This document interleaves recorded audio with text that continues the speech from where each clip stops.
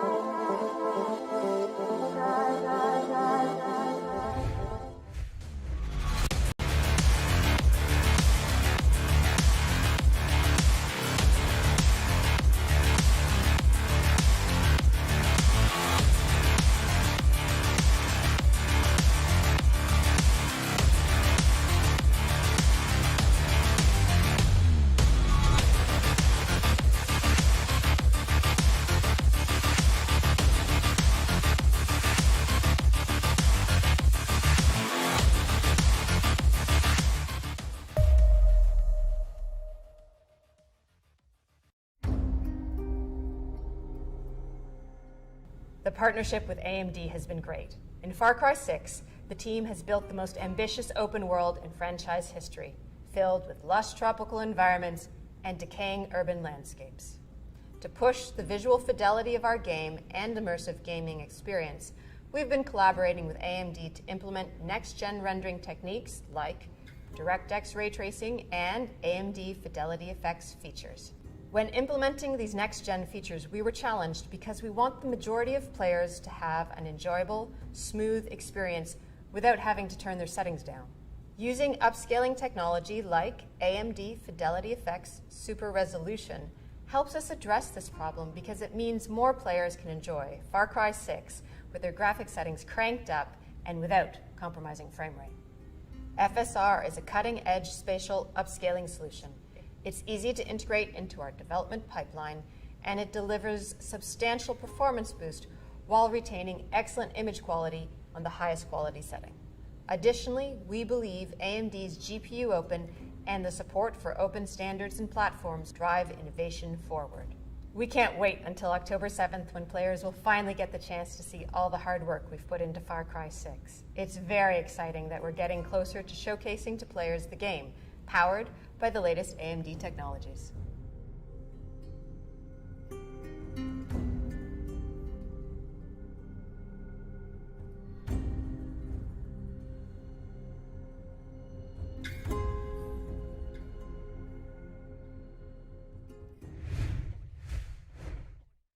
Alrighty then, ladies and gentlemen, welcome back to the AMD, the Esports Club Challenger Series 1, supported by Ubisoft, here with their host Blackjack and Baba Gusta. As we are here, folks, we are here indeed, and don't mind the mess on top of my head right now, as you can tell, that sleep issue is still kind of pervading us, but we are here at the Esports Club for this tournament of Rainbow Six Siege as Challenger Series 1 heads to the grand finale. That is correct.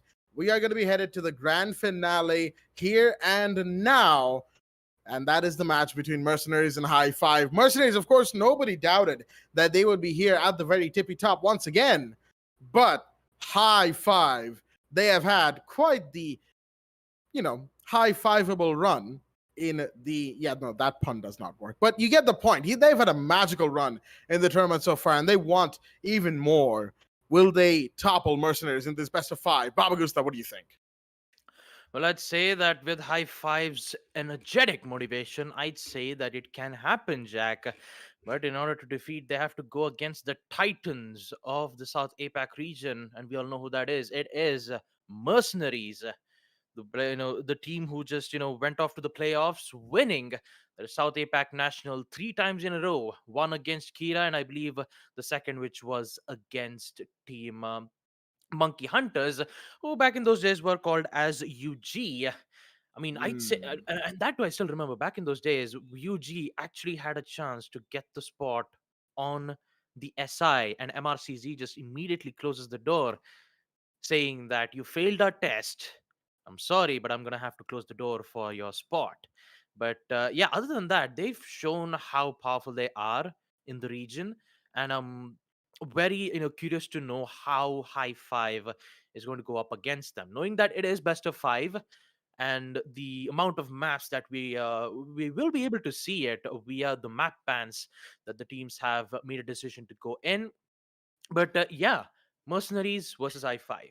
The grand finals for the Esports Club Challenger Series 1 for Rainbow Six Siege. It's almost been around 3 weeks, I believe. I mean, the previous year, week that we couldn't get to stream a lot, mainly because of the Mexico majors. That's the reason why we had to postpone our next week's tournament. And yeah, there you go. Yesterday, it was semifinals. Day before yesterday, it was quarterfinals matchup. And now, finally, here we are with our grand finals matchup. Who will be the winner of this series? Is it going to be Mercenariez? Is it going to be High Five? At this point, I'd say that it is 50-50 because High Five, this is a different version of High Five I'm seeing right now. They defeated Valiants. They defeated Team GG. In fact, they've even defeated Monkey Hunters. And now they are up against their final journey, their final destination, And I'd guarantee you, ladies and gentlemen, that ride is definitely going to be bumpy. Expect a lot of bumps, expect a lot of traffic signs where the only thing that they can see is red, and they have to wait for them to either, they would either wait to wait for the traffic lights to turn green, or they have to interfere where they have to be dealing with oncoming traffic. But yeah, other than that, very excited. So uh, talking about the map bans around here, and hopefully we'll be able to check out the map that MRCZ and High Five made a pick. So starting off, MRCZ made a decision to pick Oregon. Actually, this was High Five's pick, and the first map that we'll be going to be seeing is none other than Oregon. And yes, we all know that Oregon is. I would say Oregon is quite straightforward at this point, but I'd say that the reason why High Five picked this map specifically is because they are very confident in winning this match. Although the same That thing, they are. yeah, that they are, but I couldn't say the same thing when they went up against Monkey Hunters, though, on the second map, where they made numerous amount of mistakes. And hopefully on this match against MRCZ, I won't be seeing any. I hope that they won't be able to make any mistakes in the near future. Yeah, that is something that High Five themselves will be, looking forward to not doing, not making mistakes and all that. Mercenaries, on the other hand, they are attack first on Oregon, and that, of course, is once again a decision echoing similar to how Monkey Hunters like to go attack first on defender-sided maps to play the long game. Generally speaking, High Five does have the short-term advantage of starting off defense on Oregon, but as you all know, Oregon, Clubhouse, Villa, if you manage to take advantage on attack and then go into defense strong, well, you're probably going to win the entire map itself. Now, of course, just like Baba said, it's Oregon once again, folks, but it had to be. There are 5 maps, as we will see, which have been picked and vetoed. Going into the map veto right now, there we have it.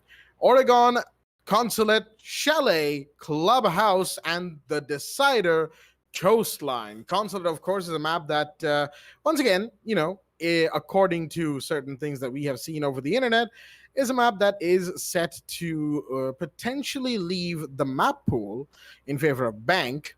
Not sure how I feel about that decision. Bank has been there since the beginning, don't get me wrong, but Consulate will always be a mainstay of pro Rainbow Six. Regardless of that, folks, that's a whole other discussion for a whole other time. That's a map picked by Mercenaries, while on the other side, Chalet has been picked by High Five, and of course, Clubhouse by Mercenaries. That's generally how these things go. I'm very interested on that Consulate and Chalet, those 2 matches, right? Oregon will set the overall tempo for how this series might go. But Consulate will decide whether or not we go into map 4 early, or are we going to have a 2-0 going into Chalet with the potential for a reverse sweep, if you will, from the team and the disadvantage. There's a good chance, mind you. And also, let us not forget, folks, it is Taha versus his old team. Taha from Mercenaries is currently playing for High Five, of course. And given that he is now facing his old team Mercenaries here in the grand finals of all places, this is going to be Taha versus Fatar, Taha versus Hasib, all the like, And of course, that is something that I'm fairly certain the chat will be keeping track of. We'll try to keep track as well, but amidst all of the chaos that will be ensuing here for all of us at the cast, I'm fairly certain that things are going to get quite tricky to keep up with unless we are at the top of our game. I hope we are. I know that I am. I hope I am, at least. Of course, we talk about Taha a lot, but let us not forget about Shinra from the side of High Five as well, Avim, as he prefers to be called. And, just absolutely amazing player. Absolutely amazing in terms of his fragging. Even sometimes whenever he needs to bring in the support, he does really, really good work. And that, of course, is something that High Five absolutely requires. But so to speak, there are also, the remaining players from High Five. They have been instrumental in their plays as well. And that is, of course, what Mercenaries need to watch out for here today if they want to win this match, this entire series.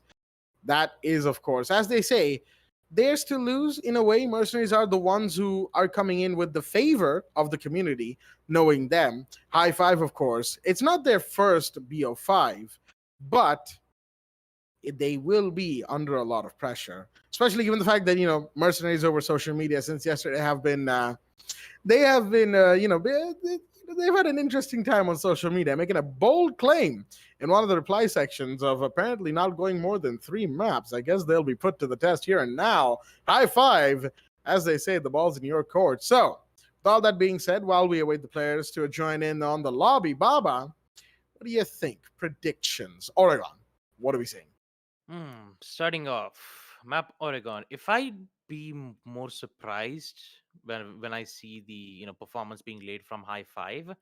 First half, when they went up against Team GG, it was almost 5-0, and then they had problems in the second half, but they immediately brought it up back on attack.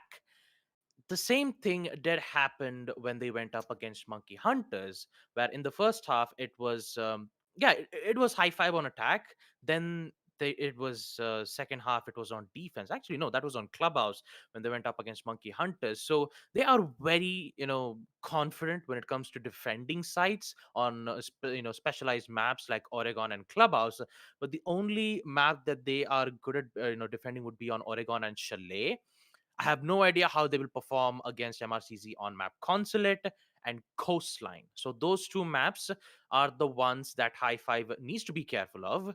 But other than that, I'd say that there is high likely a chance where High Five might have some issues dealing with MRCZ's defensive hold, because High Hmm. Five is really not that confident when it comes to the attack phases. Sometimes, yes, unless and until if Shinra and Taha figures out a way to, take out those roamers as best as possible, or maybe try to get an early kill in the beginning, I'd say High Five has the upper hand on attack.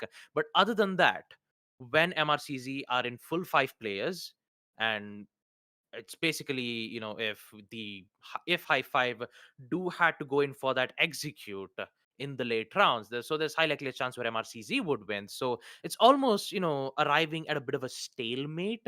So I would say that MRCZ can win 3 maps, but there's still like 20 to 30% chance where High Five can decline it and put us to the decider, which would be on Coastline.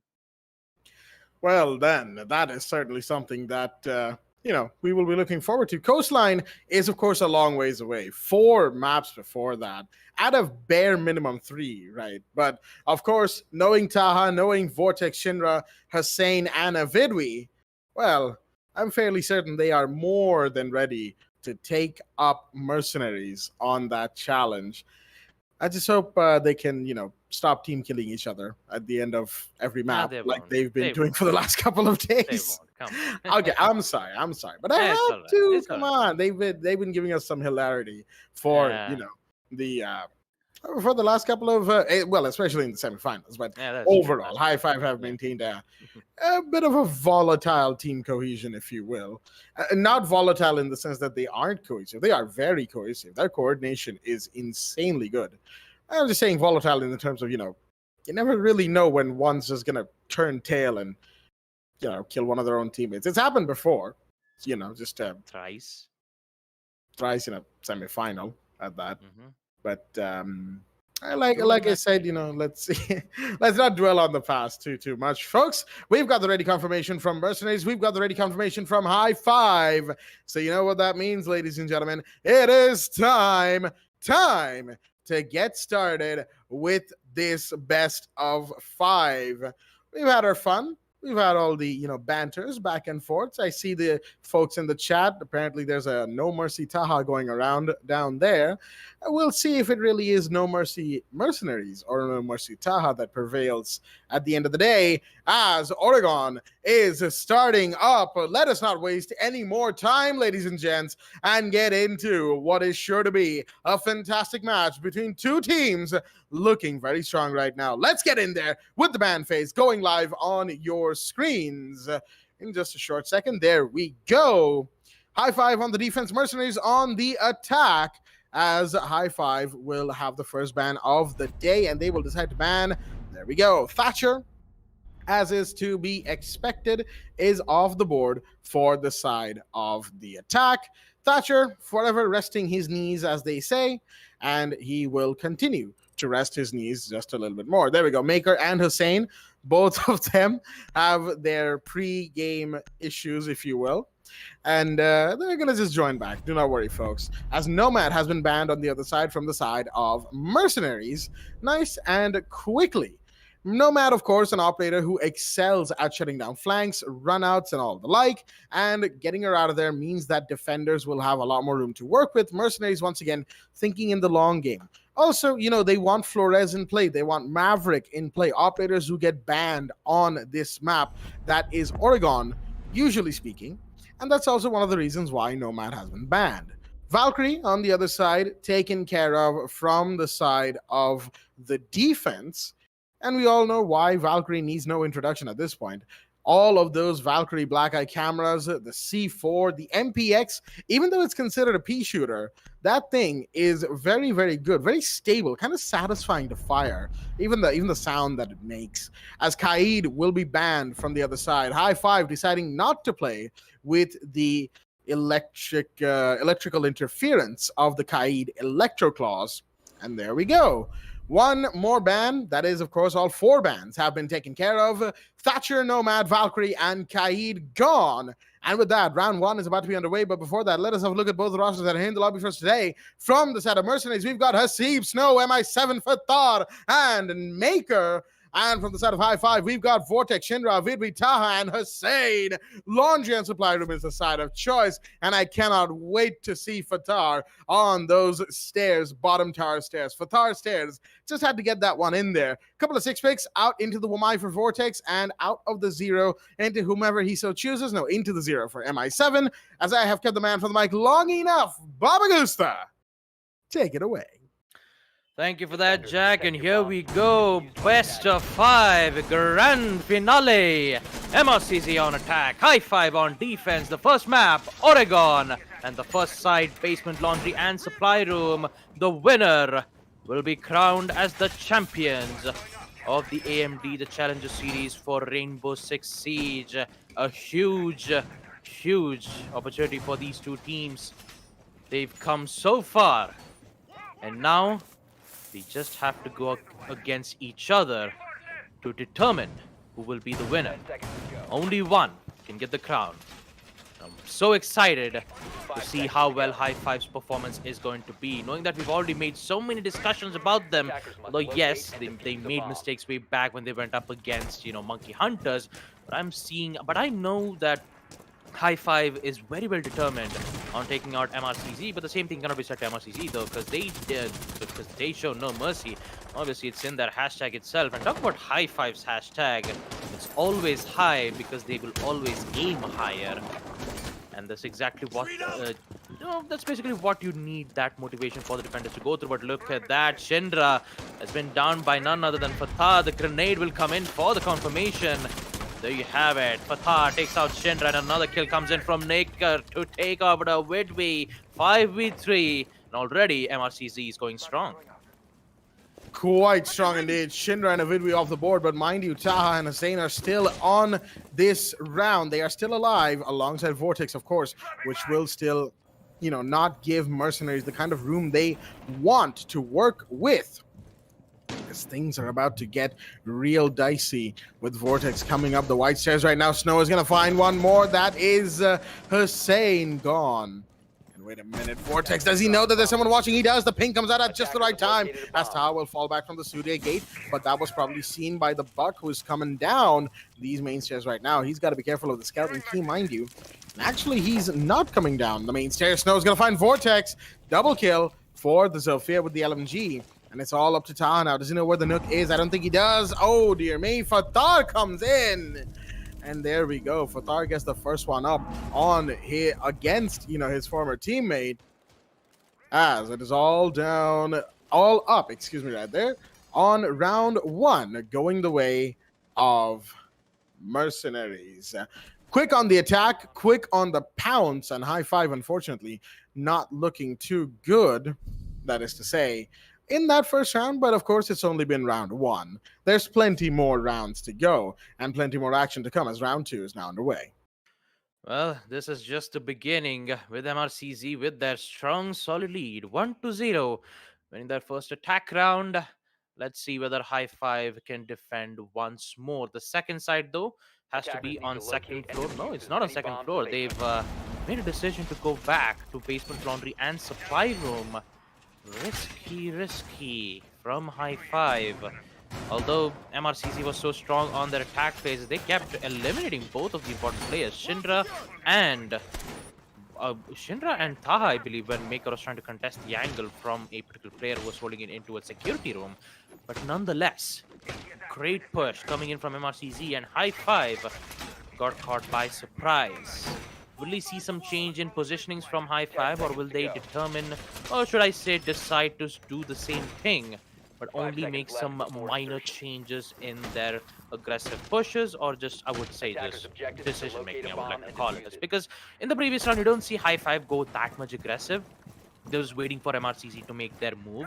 And, Shindra, who just went very aggressive to go for an overpeak to try to contest against Fatar, that did not work out. The grenade came in with the confirmation to take out Shindra with the early kill for MRCZ. And now, Shindra's aggressive plays will be halted for now, because he knows what happens when you try to spawn peek against an angry players of Mercenariez. So they will make a decision to not do that. And I believe MRCZ wouldn't have to worry about it. They just have to worry about the players who are currently holding in vertical lines of sights, holding in some particular spots that they will droned off. Ho, Shindra! Oh, very quick. Good kill with the M5 shotgun right from below the security room to take out Maker.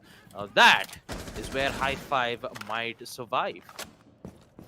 Well, with Maker down, sure, things are going to be a lot easier, but let's not forget, that's only one kill with a minute 50 in the round. Plenty of time for Mercenariez to turn things around, as they have demonstrated before. Hussein, in the meanwhile, takes a ton of damage right there, probably from a grenade.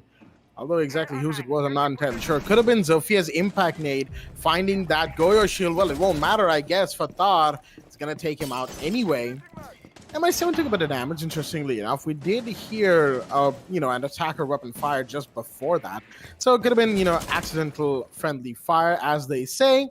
But that is, of course, just a minor bit of damage. MI7 will not be inconvenienced by that. Fatar back on these stairs. Of course, we named this after him because of his excellent plays. Grenade goes out, will not find one, but if he does find one, that is Snow off the board. Taha still contesting. He knows the grenades are coming in, and he is evading them just as how he evades bullets. And oh, what a shot!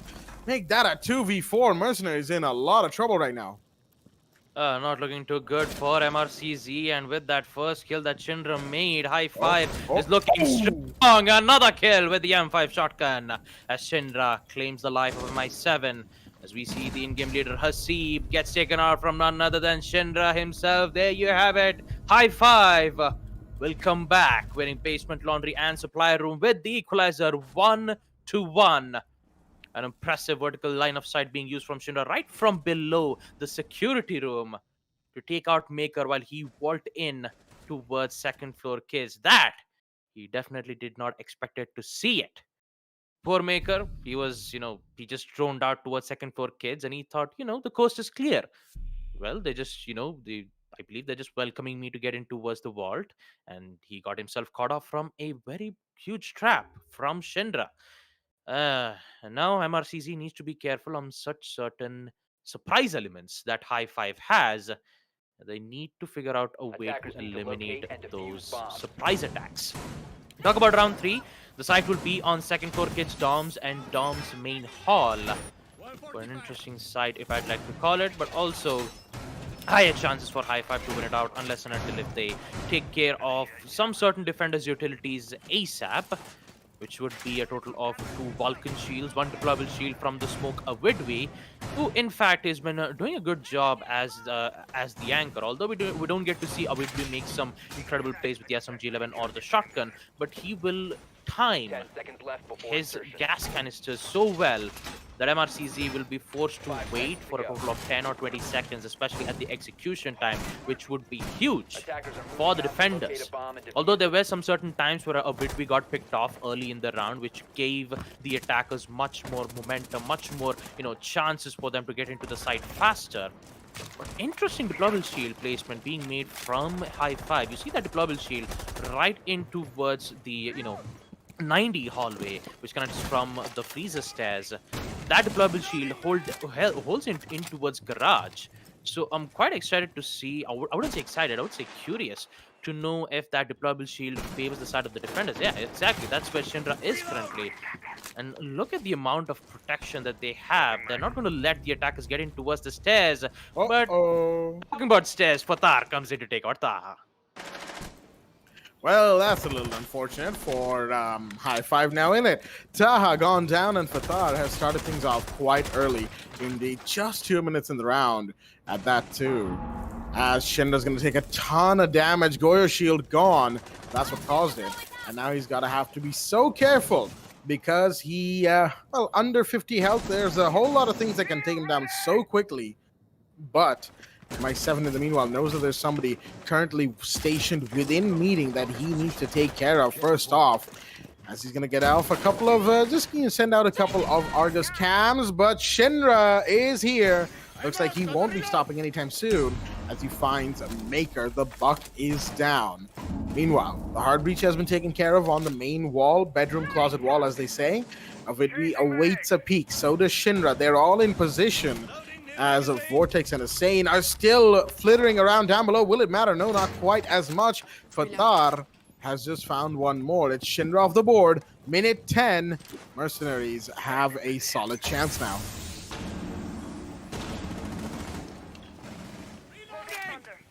All right, as you can see, the gas grenades. Oh, okay. I was gonna say. I just had some issues on my net, but I'm glad that I'm back. But talk about back, Fatar is just causing a lot of havoc. The shotgun from a Vidwi to shut down Fatar. This is gonna be huge for High Five. The main problem has been dealt with.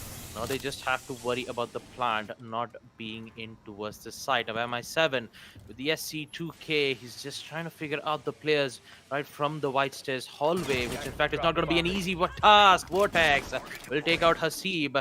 And guess what? That's the diffuser taken care of. Now Snow has to go back, recover the diffuser, whereas MI7 needs to make a risky play. What is he going to do next? Meanwhile, we see Snow taking out Vortex, equalizing it 2-2, where the attackers only have 15 seconds left to go in for the push. Now, is here. So does Avid. He doesn't have any smoke gas canister, so he needs to be dealt with the SMG-12. He takes one, taking out Snow. A 1v2. That's the diffuser down. And MI7 needs to go in for the kill. Where is he? He's been thrown. Will he sees it? Yes, he does. MI7 arrives at the right time, sees the player, proned in, and he will claim the victory on round 3. Second floor kids, Doms and Doms main hall.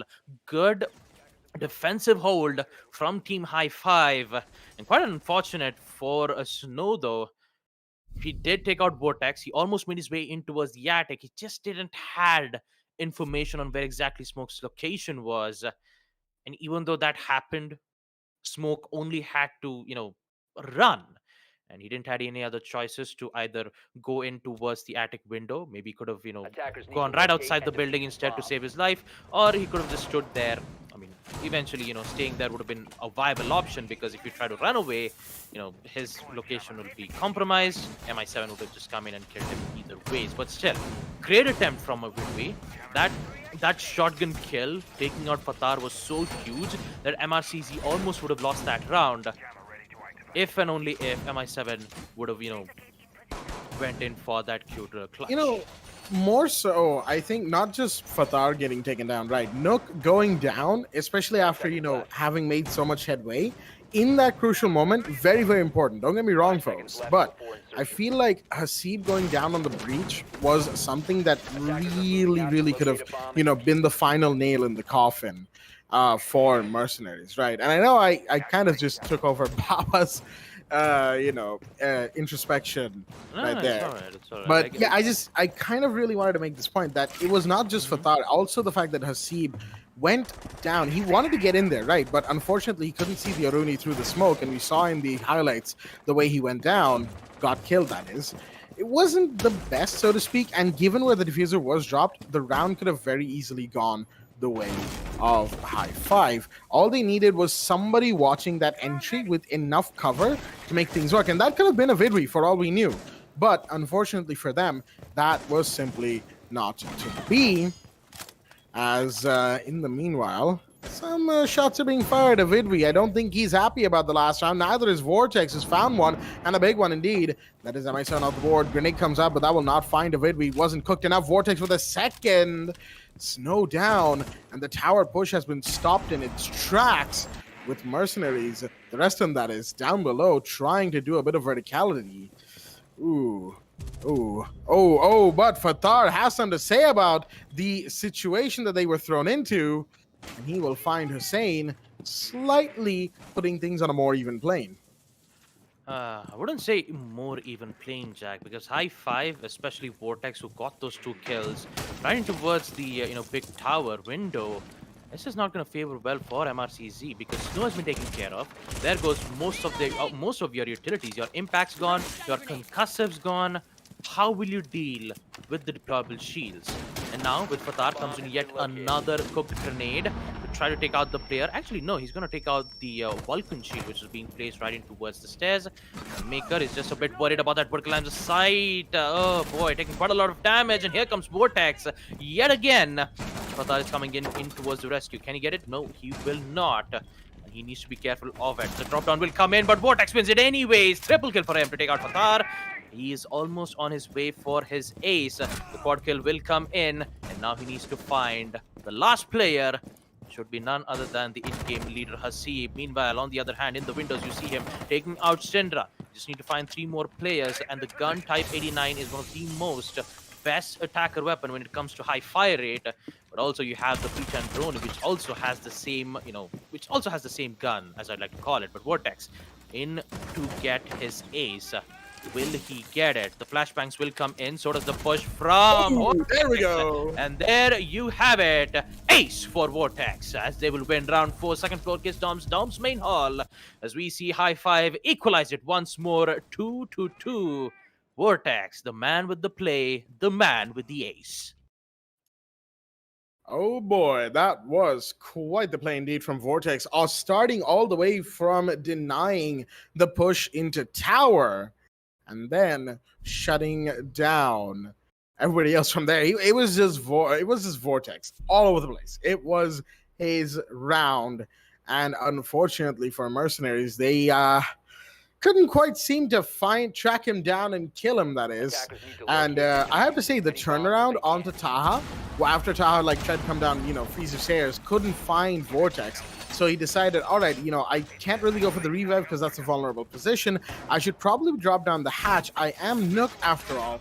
I might be able to sneak up on him if I can make this work. But Taha, being on the stairs, probably heard the footsteps through the hatch, turned around and shot Fatar in the face before he could do anything about it, claimed his kill on the downed buck, and then you could just see him using every single sound cue possible to just chase the Hibana's position. Hasib was marked for all intents and purposes, and there was no way Vortex was letting anyone else have the kill. You saw how the only one to peek Hasib got taken down. I believe that was the Goyo. Although, no, was Hussein alive? I don't think he was alive in that situation. Whoever it was. Somebody peeked him from that, white stairs door, got taken down.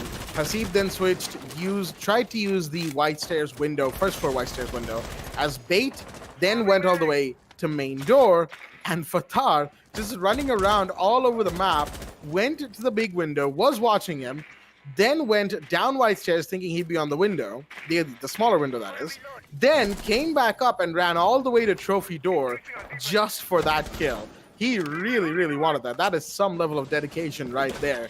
But, of course, there is a lot more to be said than just his play, of course. And we will say more about that when we get to that. Oh, Shinra is so low. The skeleton key nearly had him.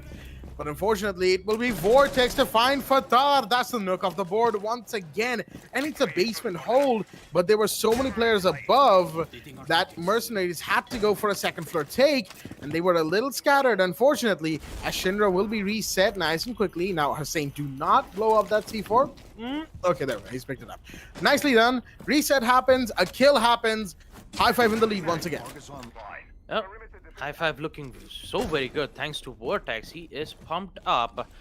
He is ready to rock. Kills taking out Fatar in the early rounds in round 5. And still, Fatar, quite interestingly, he still decides to pick the Nook.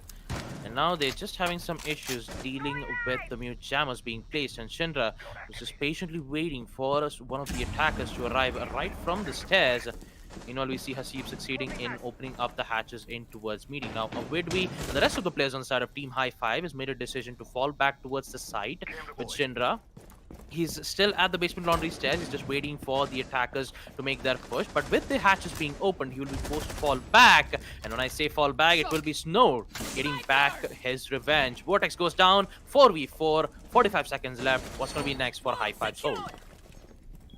Given that Vortex has just gone down, it is very, very fortuitous for the side of MRCZ that he is now off the board. Hussein, where are you going? Snow's already inside of blue, and there's somebody on the main tower stairs as Hasib will come in as well to find Shinra. So many ops down. MI7 finds Taha. It's all up to Vidwi. Can he find even one? He's taking so much damage right now from the flames of the Goyo, no less.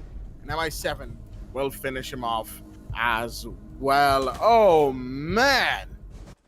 What a round from Mercenariez. They did not let the fact that Fatar was down disturb them in the slightest. Feels more along the lines of that Fatar is just bringing in the Nook to do whatever he does. And in the meanwhile, of course, the rest of the team coordinates around the fact that, you know, Fatar's just being Fatar. I say that, of course. It could just be that they're all coordinating. Fatar's just playing a slightly more distant role with the Nook, you know, bamboozling cams and all that and trying to get in, make sneaky plays, while the rest of the team is, well, they're doing what they should do in lieu of that, you know, of that decision. All right, that sentence, I struggled to get that one out there. I'm not sure why. Usually don't, but English can be quite difficult sometimes, as we all know. Even for honor students, folks. So let this be a lesson. You know, a language that pickpockets its words off of you know, back alleys from other languages is generally going to be a little hard to learn / use sometimes. That is actually you know, a way that English is described, by the way. No joke. But enough about the language. Let's move on to round 6, the last round and a half, as Mercenariez are 3-2 up. Yep, 3-2, High 5. Didn't expect to see that huge push from MRCZ. Although we haven't seen one of the players, you know, who got picked off in the early or mid rounds. Even we saw Shinra almost getting picked up from Maker. Looks like MRCZ is definitely not wasting any time, especially when it comes to the execution. Now, Snow, the man who, you know, started off all the aggressive plays in the execution round when he was at the blue bunker, he picked out both Hussein and I believe it was Vortex, who did get the early kill of taking out Fatar. Now, look at those drone works, which would give so much information to Maker, indicating that some of the places is clear, except the one where Mute is. And that's where Avidwi is, in towards main hall of Dawns. He has an hatch, so if he misses an opportunity or if he gets the kill, he can immediately fall back into towards kitchen and return safely. But that's not what MRCZ is doing as of now, and Avidwi cannot lose that site. If he loses that building, then we know that MRCZ will decide to use their vertical lines of sight and remove it. Grenade will come in from Fatar. Will it succeed? No, it gets caught off from the magnets. Looks like Avidwi will be safe, but for how long? For how long is the real question. Snow is now here as well. There's the grenade from Fatar to finally find him. Avidwi goes down, but Shinra's here for the refrag. That is Fatar gone once again. The Nook did take one down with him, and that is, of course, extremely important. As wait a minute, that was a C4 that nearly took Maker out. Oh boy, that was such a bizarre moment too. He looked that C4 directly with his own 2 eyes, and he just turned tail. He had to. There was no way he was going to survive that one. But he only barely did by the skin of his teeth, as he now is on vertical duty as it goes. Shinra still on the shower corridor door, waiting for somebody to show up on security corridor. As in the other side, Taha is looking to contest vertically as well. Vortex will, however, find one. That is Snow gone. And now Vortex is looking to get into tower as Taha. You do not peek him like that. Maker is going to get taken down. And that is one more off the board for Mercenariez. Hasib, oh no, he tried to sneak in, but he got taken out. Not before he took out Taha, though. So it looks like that's a plus for his and Taha's personal rivalry. Not so much for Mercenariez, though, as Vortex will come in and find MI7, finish him off, and leave. The side of Mercenariez reeling just slightly, as they themselves, high five that is, will go 3-3, equalizer, going into the half. Man, I guess that the site on first floor kitchen and dining was the main reason why High Five won in the first place. Because I mean, that was the only round where we saw High Five defend that particular place. Most of the rounds were on basement laundry and supply room, second floor kids, doms and doms main hall, where it was just back and forth wins. If one High Five wins, MRCZ would just set up back and win it out back again. So, with the halftime score being 3-3 and MRCZ being the ones on defense, this is where that I'm mainly curious to know whether Team High Five has adapted their skills, especially on their attack phases, because most of the attacks that we've seen, especially on maps like Chile and Oregon had a lot of problems when they went up against Team GG in the Decider map, which was on which was on Oregon, I believe. Let me just try to get that information. It was on quarterfinals. We even saw, last one. Yep, the Decider map was on Oregon, 7-4. Second half, the place where High Five had issues dealing with the attack phases, dealing with dealing with Team GG's defensive. Sorry, I'm just we have to apologize for that huge, issue. I'm just trying to find the information of the previous matchup, and I'm just trying to compare, knowing that High Five is playing on Oregon. The second half is in. High Five is the one on attack, and hopefully we won't be able to see such just main pushes right from the white stairs, and hopefully we might see them open up the walls in towards the attic. And here comes Maker making plays to take out Vortex, and Shinra back again to take out MI7. Talk about Shinra's performance for the previous 2 to 3 matches. He is doing extremely well. His performance is off the charts. Reloading. And if Shinra pushes his team towards, getting this map win on Oregon, keep that in mind that this is High Five's map pick. And if they do, and if Shinra starts to make these plays over and over again, then we might see High Five come back at a ridiculous rate. That you just might, folks. But Shinra and Avid, we are here to take 2 for Thought and Nasib down. But Shinra himself has just been down in the meanwhile. However, there we go. Maker and Snow fire back, finding those exact 2 players. And that is a trade that they absolutely desperately needed. But still, it's a 2v2. Taha and Hussein versus Snow and Maker. As High Five on the attack have been a little, oh boy, trade heavy this round, that is. And now it's all down to Snow, as he's going to find one. That is Taha off the board, blows up the Goya shield to stop anybody pushing up from inside of kids' dorms. But Hussein still has a grenade. He's going to throw that, but no! Snow anticipated that. He probably heard the grenade cook beginning, and he thought, all right, let me go. He's going to have to come to the door to throw that grenade anyway. And he did. And unfortunately for Hussein, he got taken down as a result. Round 7 goes the way of Mercenariez after a very trade-heavy, intense round. As we move to round 8, basement, laundry, and supply room, Mercenariez take the lead on the second half. Beautiful clutch from Snow, as he will make sure that MRCZ gets their first defensive win. 6 pick will come in from Vortex as he switches off from the Nook to the Flores. It's best to have some major denials, knowing that you still have to worry about the deployable shields, and not even mention MI7 bringing in the Goyo. So, looking at the picks, since that mute isn't available for the defensive side, and they haven't picked and they haven't picked mute, Flores will, Flores' 6th pick from Vortex is going to be so huge, knowing that MRCZ will only bring some, minor denials, which would be the ADSs from Jaeger, and although the utilities from the attackers will stay put, although some utilities like the RCA Heroes will be used to destroy those deployable shields. So MRCZ really has to be careful when it comes to holding necessary covers, and I believe that a site like basement laundry and supply room, expect one player holding in freezer, expect one player holding in the hallways of both the connectors connecting between supply room and freezer too. So it's quite curious to see whether MRCZ has got what it takes, or maybe they're just trying to use the Vulcan shield more of like a denial of push from the attackers, and that's what my main guess is.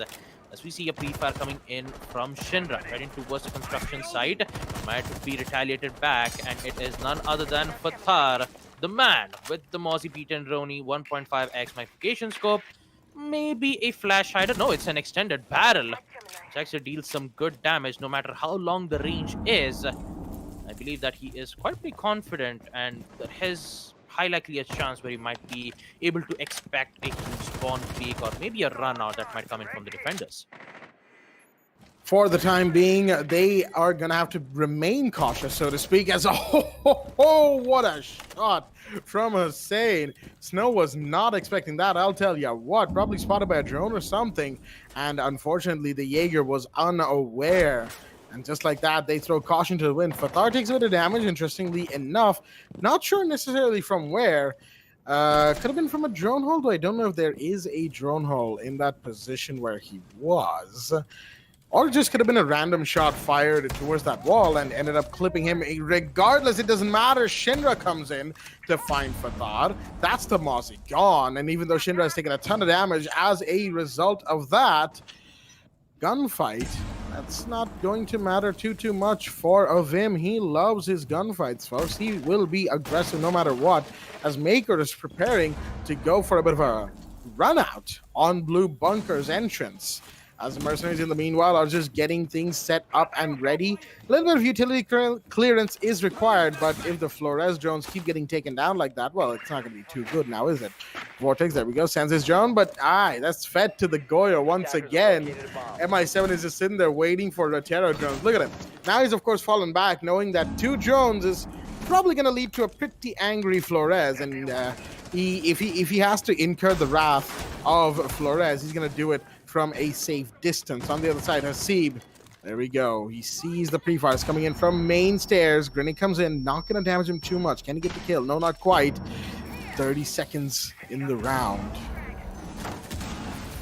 Well, 30 seconds, the grenade will come in from Hussein, taking out MI7. A 2v5, but MRCZ is facing a lot of problems on basement laundry, as Hasib is still trying to defend his side. He will take one. That's a diffuser down.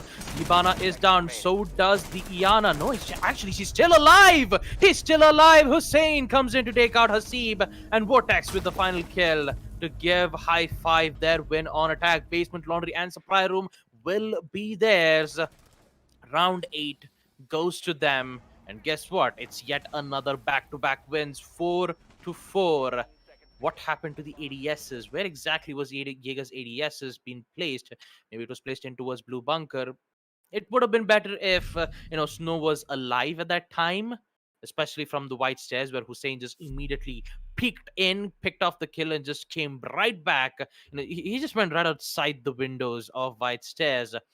And with Snow, who was gone for quite a long time, he, didn't had any other options to, pick up back his ADSs and place it in a certain way where MRCZ could defend it nice and quickly. That did not happen.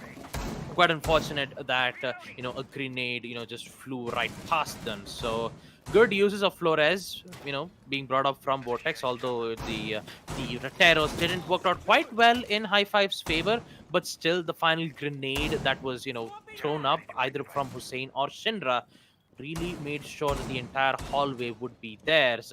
And Hasib, who was so very close, he did pick out, he did eliminated a Vidvi who had the diffuser in hand. All he had to do was just make his last stand, but unfortunately couldn't get to win that gunfight against Hussein, who I thought that the Iana was down. I thought that the Iana was down. That's the reason why I saw the body character being in prone position.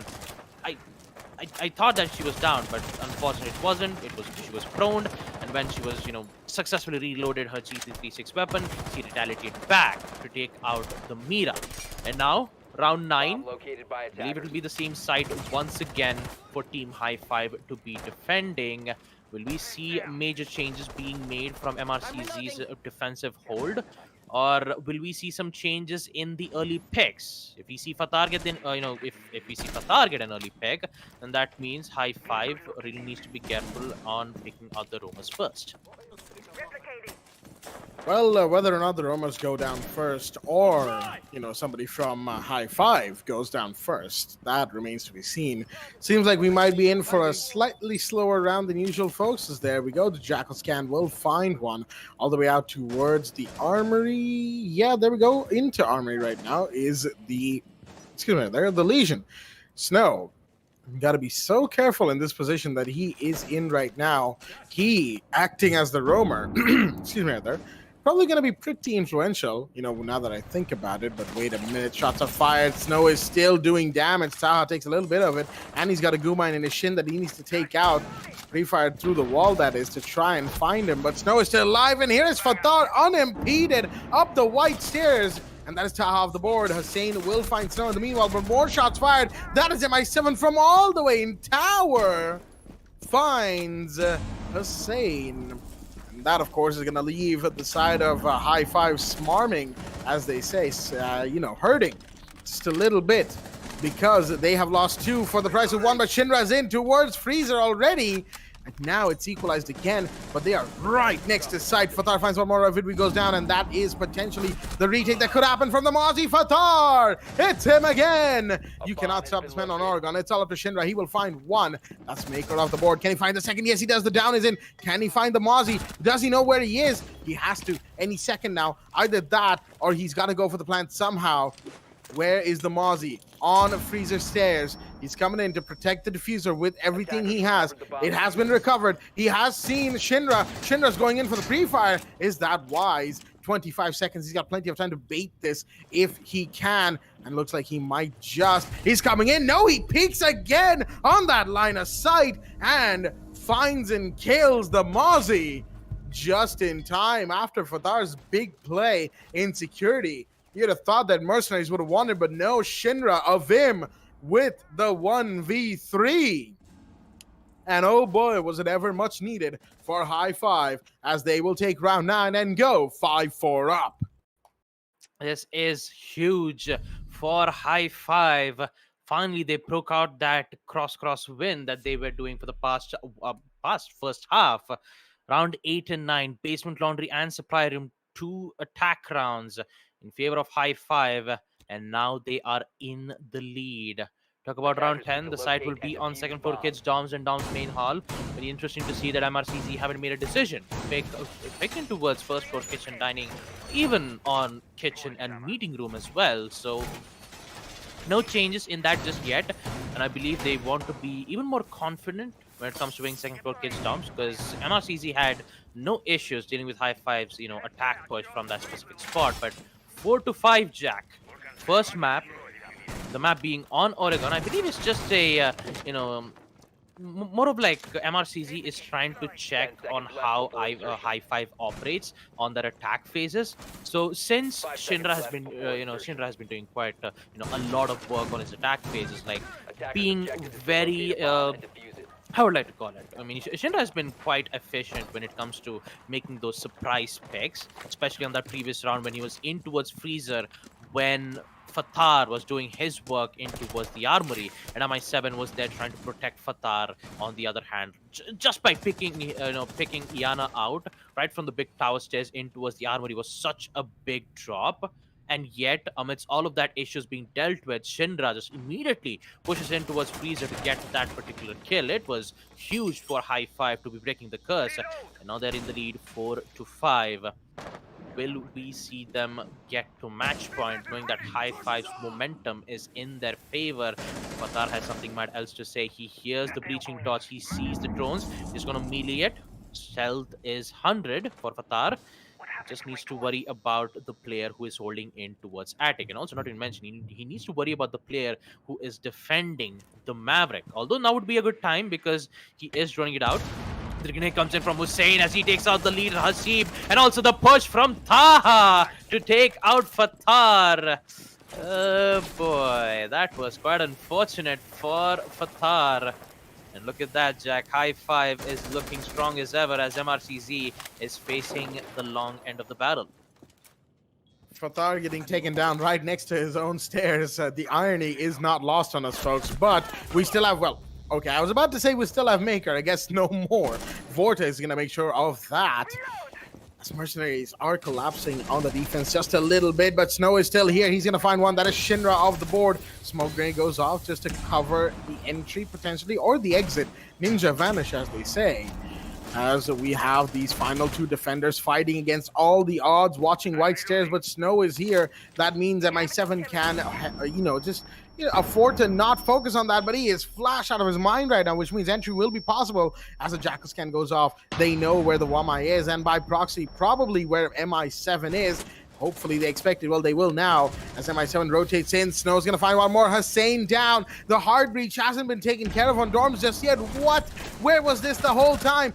He does find Snow, who pushed up just a little bit too aggressively. Taha does find Snow. I was about to say, messed up the names right there. As, there we go. Plans coming off of Whitby. Getting it down. MI7. He's got to do something about this. C4 goes up, but that's not where the plant is, as he knows that there's somebody in tower, but it's Taha to take the kill again. And that, of course, is going to put High Five up one more round. And I just, it took me a second to realize while I was commentating, the reason I paused after saying that Vidvi was the one to take down the Wamai, it's because we were watching him, right? And he was shooting from our screens at Snow, but it was Taha who ended up securing the kill. And in the chaos, I just kind of lost track of things. I told you guys, that we can lose track of things sometimes in the heat of the moment. But what we will not lose track of is the fact that map point is now up for High Five 6-4.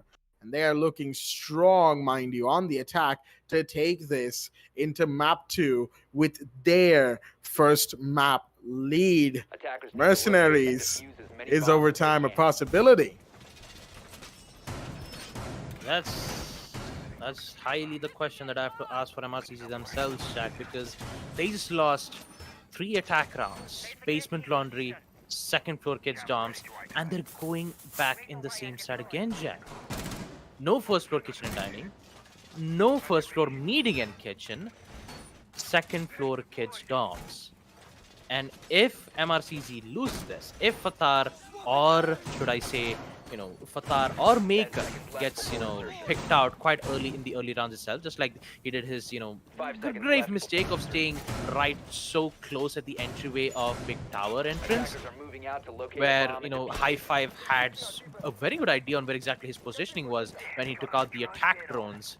But yeah, very unfortunate for Fatar to be losing in that gunfight. That would put MRCZ in a quite dangerous spot, but still they can put 2 back. They just have to win 2 more defensive rounds, or else High Five will claim their first map. Keep that in mind that this is High Five's map pick, and the second map that High Five will go is going to be on Consulate. This is MRCZ's pick, so even if MRCZ do lose this first map on, if they do lose this first map of Oregon against, High Five, they still have a chance on Consulate. They still have a chance on the other 4. Wait a minute, was that a Gone 6 being missed to open up the barricade? And also the, the attack push being missed? I guess so. The first frag will come in anyways from Vortex to take out MI7. I believe a huge push from Attic will be in play as Snow tries to contest. Can he get the shot? No, Hussein will survive all those gunshots and will try to retaliate back. But here comes yet another RC Rateros to take out that deployable shield. He's trying to find it. He's trying to analyze the site. He's trying to give information to his team. But as Snow comes in to take out one of the players holding the windows, and Taha comes in to retaliate back to take out Hasib. 3v4, a minute and 30 seconds left, and the push will happen. Talk about Maker, who is still alive and kicking, will take out Vortex. 3v3. Much needed kills right there. Oh no, Fatar. I think he was trying to get somebody on the kids' dorm's window, but pre-fired and just ended up shooting Snow. Not good, not good, not something they needed. He's gonna cross somehow safe, and he will get the revive done. A little redemption right there for the man, but they've still got so much work to do, and Snow is extremely low on health, which means that things will look very tough, very rough for Mercenaries once again. As High Five close in ever so slowly. 55 seconds. They've got time. As Gemini Replicator will come in from Hussein to find who's where. That is one. Excuse me, there one person has been found inside the tower, but the Mozzie's down below, and there's Fatar once again in security. He has taken care of Taha, and that is a ginormous kill. Taha off the board, which means Mercenaries have got a good chance now. Hussein's going to throw that grenade. Will that find anyone? No, it won't. High Five. Their remaining two players need to go in, and they're gonna go in through tower. Is this advisable? I don't think so, but Snow, unfortunately, will get that shot. Okay, I was gonna say he missed a few shots right there, but Hussein's head got popped clean off. And, of course, the final kill from the Arunis P10 finds the round going the way of Mercenaries. We are not done yet for map 1, folks, as things are gonna be going even farther, even deeper into this match. 6-5, one round away from a win for High Five on map 1, or overtime for Mercenaries on map 1. Well, this is it. We are back at the map of ones, Jack, and it's been a while since we've seen overtime.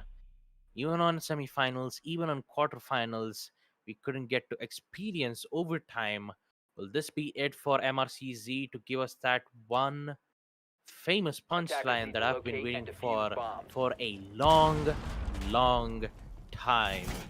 MRCZ, they have to survive. If they don't, then High Five will win their first map on Oregon. Looking on how strong they were on attack, and talk about the Gon 6, which is being used to.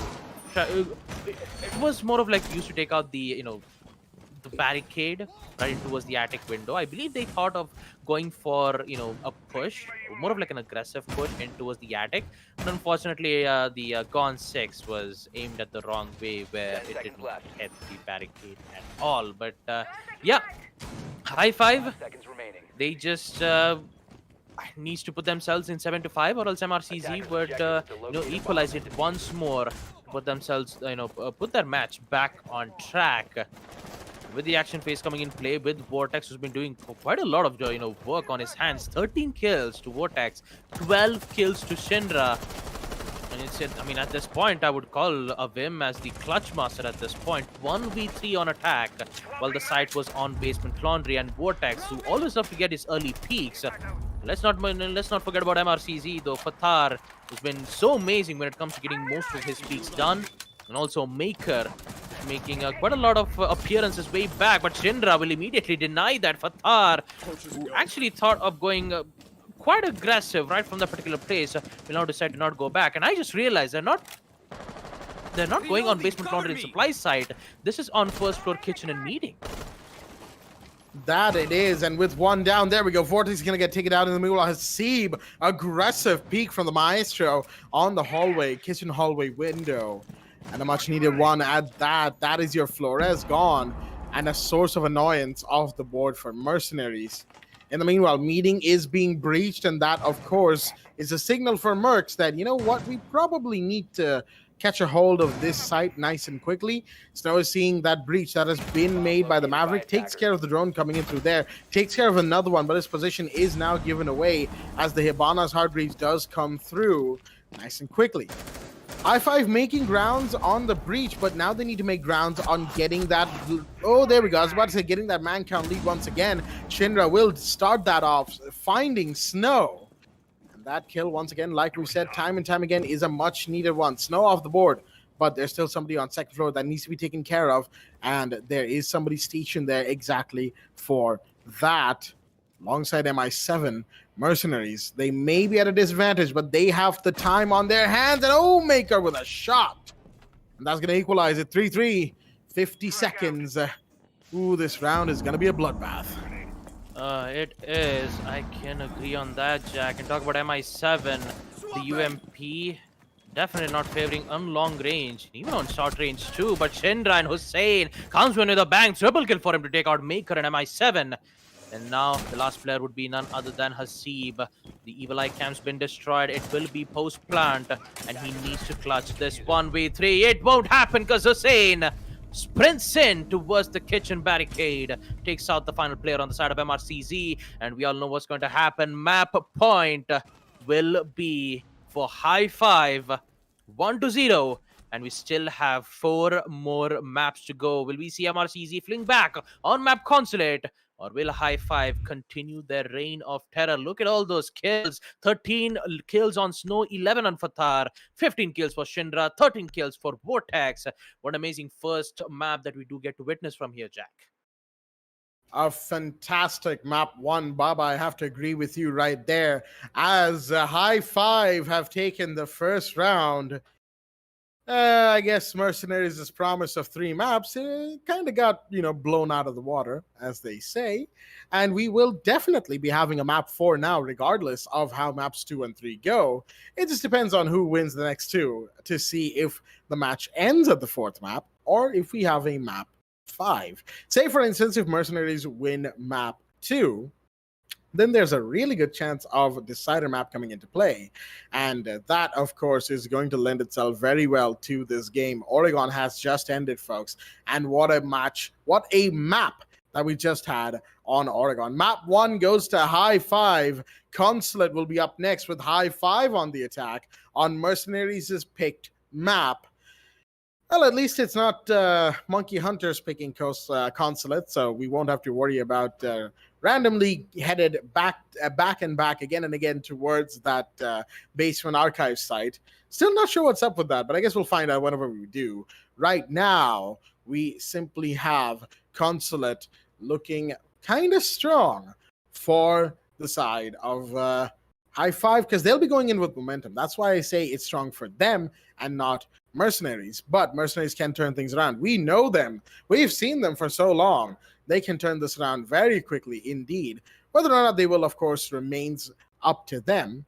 But before that, of course, we have a little bit more to talk about Oregon, so to speak.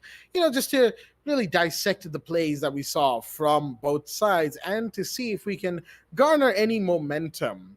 Well, not just momentum, but garner any particular things that both sides might want to watch out for in the highlight section.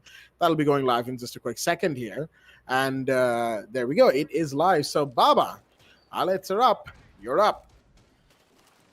Thank you for that, Jack. And talking about the first half of MRCZ, I would say it was almost a back and forth round. If one round was on the favor of MRCZ, which was in fact a flawless round, we saw High Five adapt to it, especially Shindra, who made just a teeny tiny hole right from into a security room with the help of his shotgun.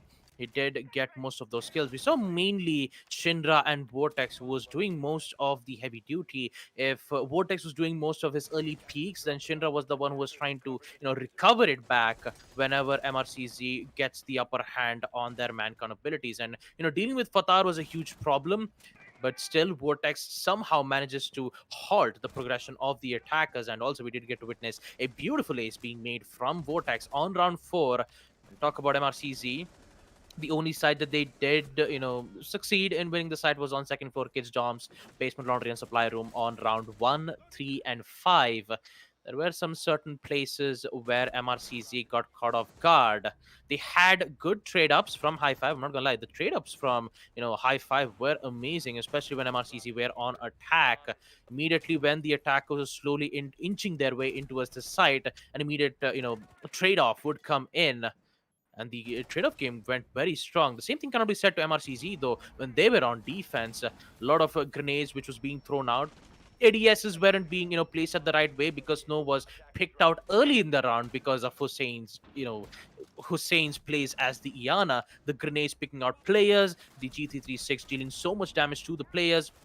And also Hussein was just a huge a pin that was trying to pop out Mercenaries bubble, and it did eventually work out. And talk about Shinra with his amazing clutch on 1v3. You're seeing some great presence being made here from High Five, even if there is a lot of disadvantages being made from MRCZ in the mid rounds. No matter if it is a 2v5 or a 2v3, somehow High Five manages to recover that round thanks to Shinra and Taha, who's been making some excellent work on the backside, providing support by playing as the Jackal, giving information via the scan that the attackers had.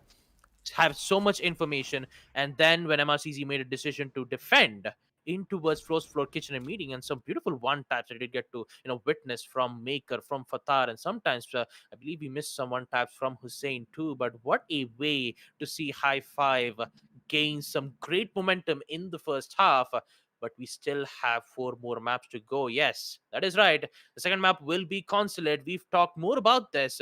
The only difference is that we haven't seen High Five play Consulate, so it will be a bit difficult to try to understand what MRCZ is up to. So I'd say that MRCZ has a huge chance of winning the second map, unless and until Taha or Shinra has something else to say. Well, there may yet be. Mercenaries on map 2 will definitely need to win it out if they want to avoid, having to play a reverse sweep situation.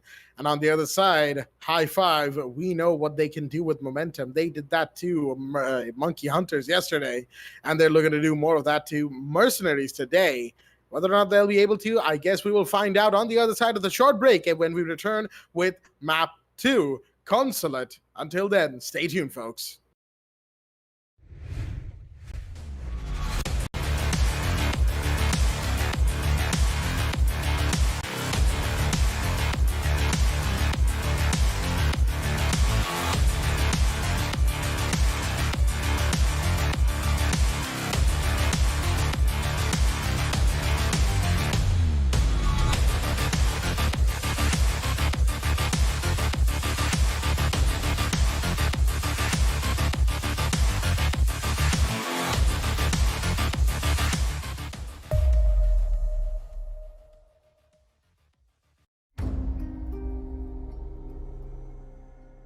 The partnership with AMD has been great. In Far Cry 6, the team has built the most ambitious open world in franchise history, filled with lush tropical environments and decaying urban landscapes.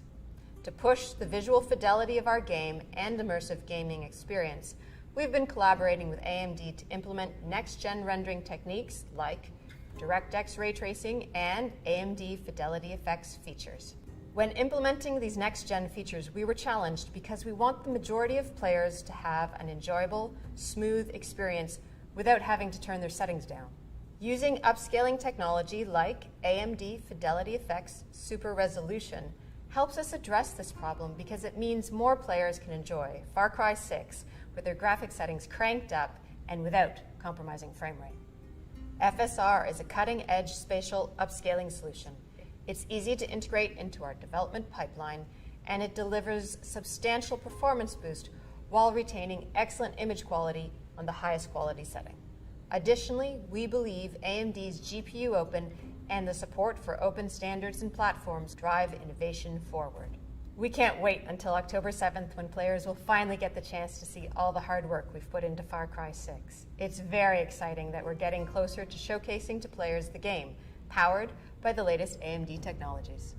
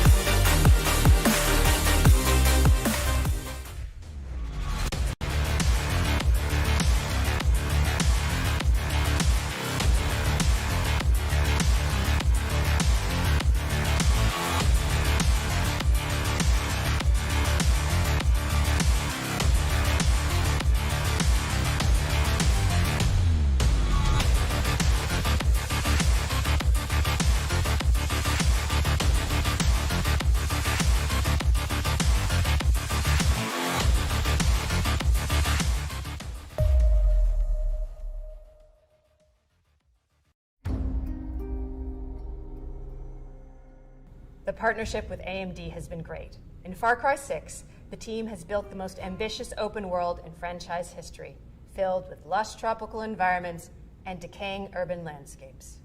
To push the visual fidelity of our game and immersive gaming experience, we've been collaborating with AMD to implement next-gen rendering techniques like DirectX ray tracing and AMD Fidelity Effects features. When implementing these next-gen features, we were challenged because we want the majority of players to have an enjoyable, smooth experience without having to turn their settings down. Using upscaling technology like AMD Fidelity Effects Super Resolution helps us address this problem because it means more players can enjoy Far Cry 6 with their graphic settings cranked up and without compromising frame rate. FSR is a cutting-edge spatial upscaling solution. It's easy to integrate into our development pipeline, and it delivers substantial performance boost while retaining excellent image quality on the highest quality setting. Additionally, we believe AMD's GPU Open and the support for open standards and platforms drive innovation forward. We can't wait until October 7th when players will finally get the chance to see all the hard work we've put into Far Cry 6. It's very exciting that we're getting closer to showcasing to players the game, powered by the latest AMD technologies.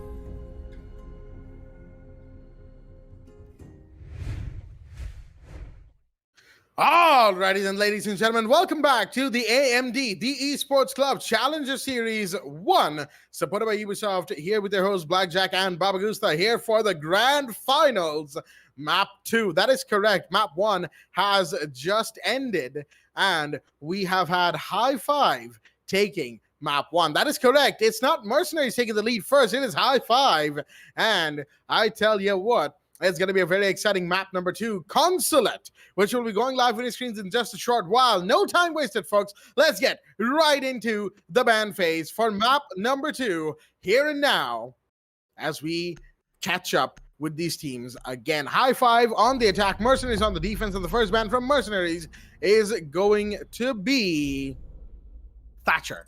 Nice and quickly, taking care of Thatcher. He is off the board, and just standard ban stuff. Thatcher gone, as he usually is. It's not much to say about that. We have talked about the Thatcher ban so many times. He is extremely influential, don't get us wrong. But even then, man, Thatcher can be, kind of sad, I guess. As in the meanwhile, we have Jackal being banned by the side of High Five.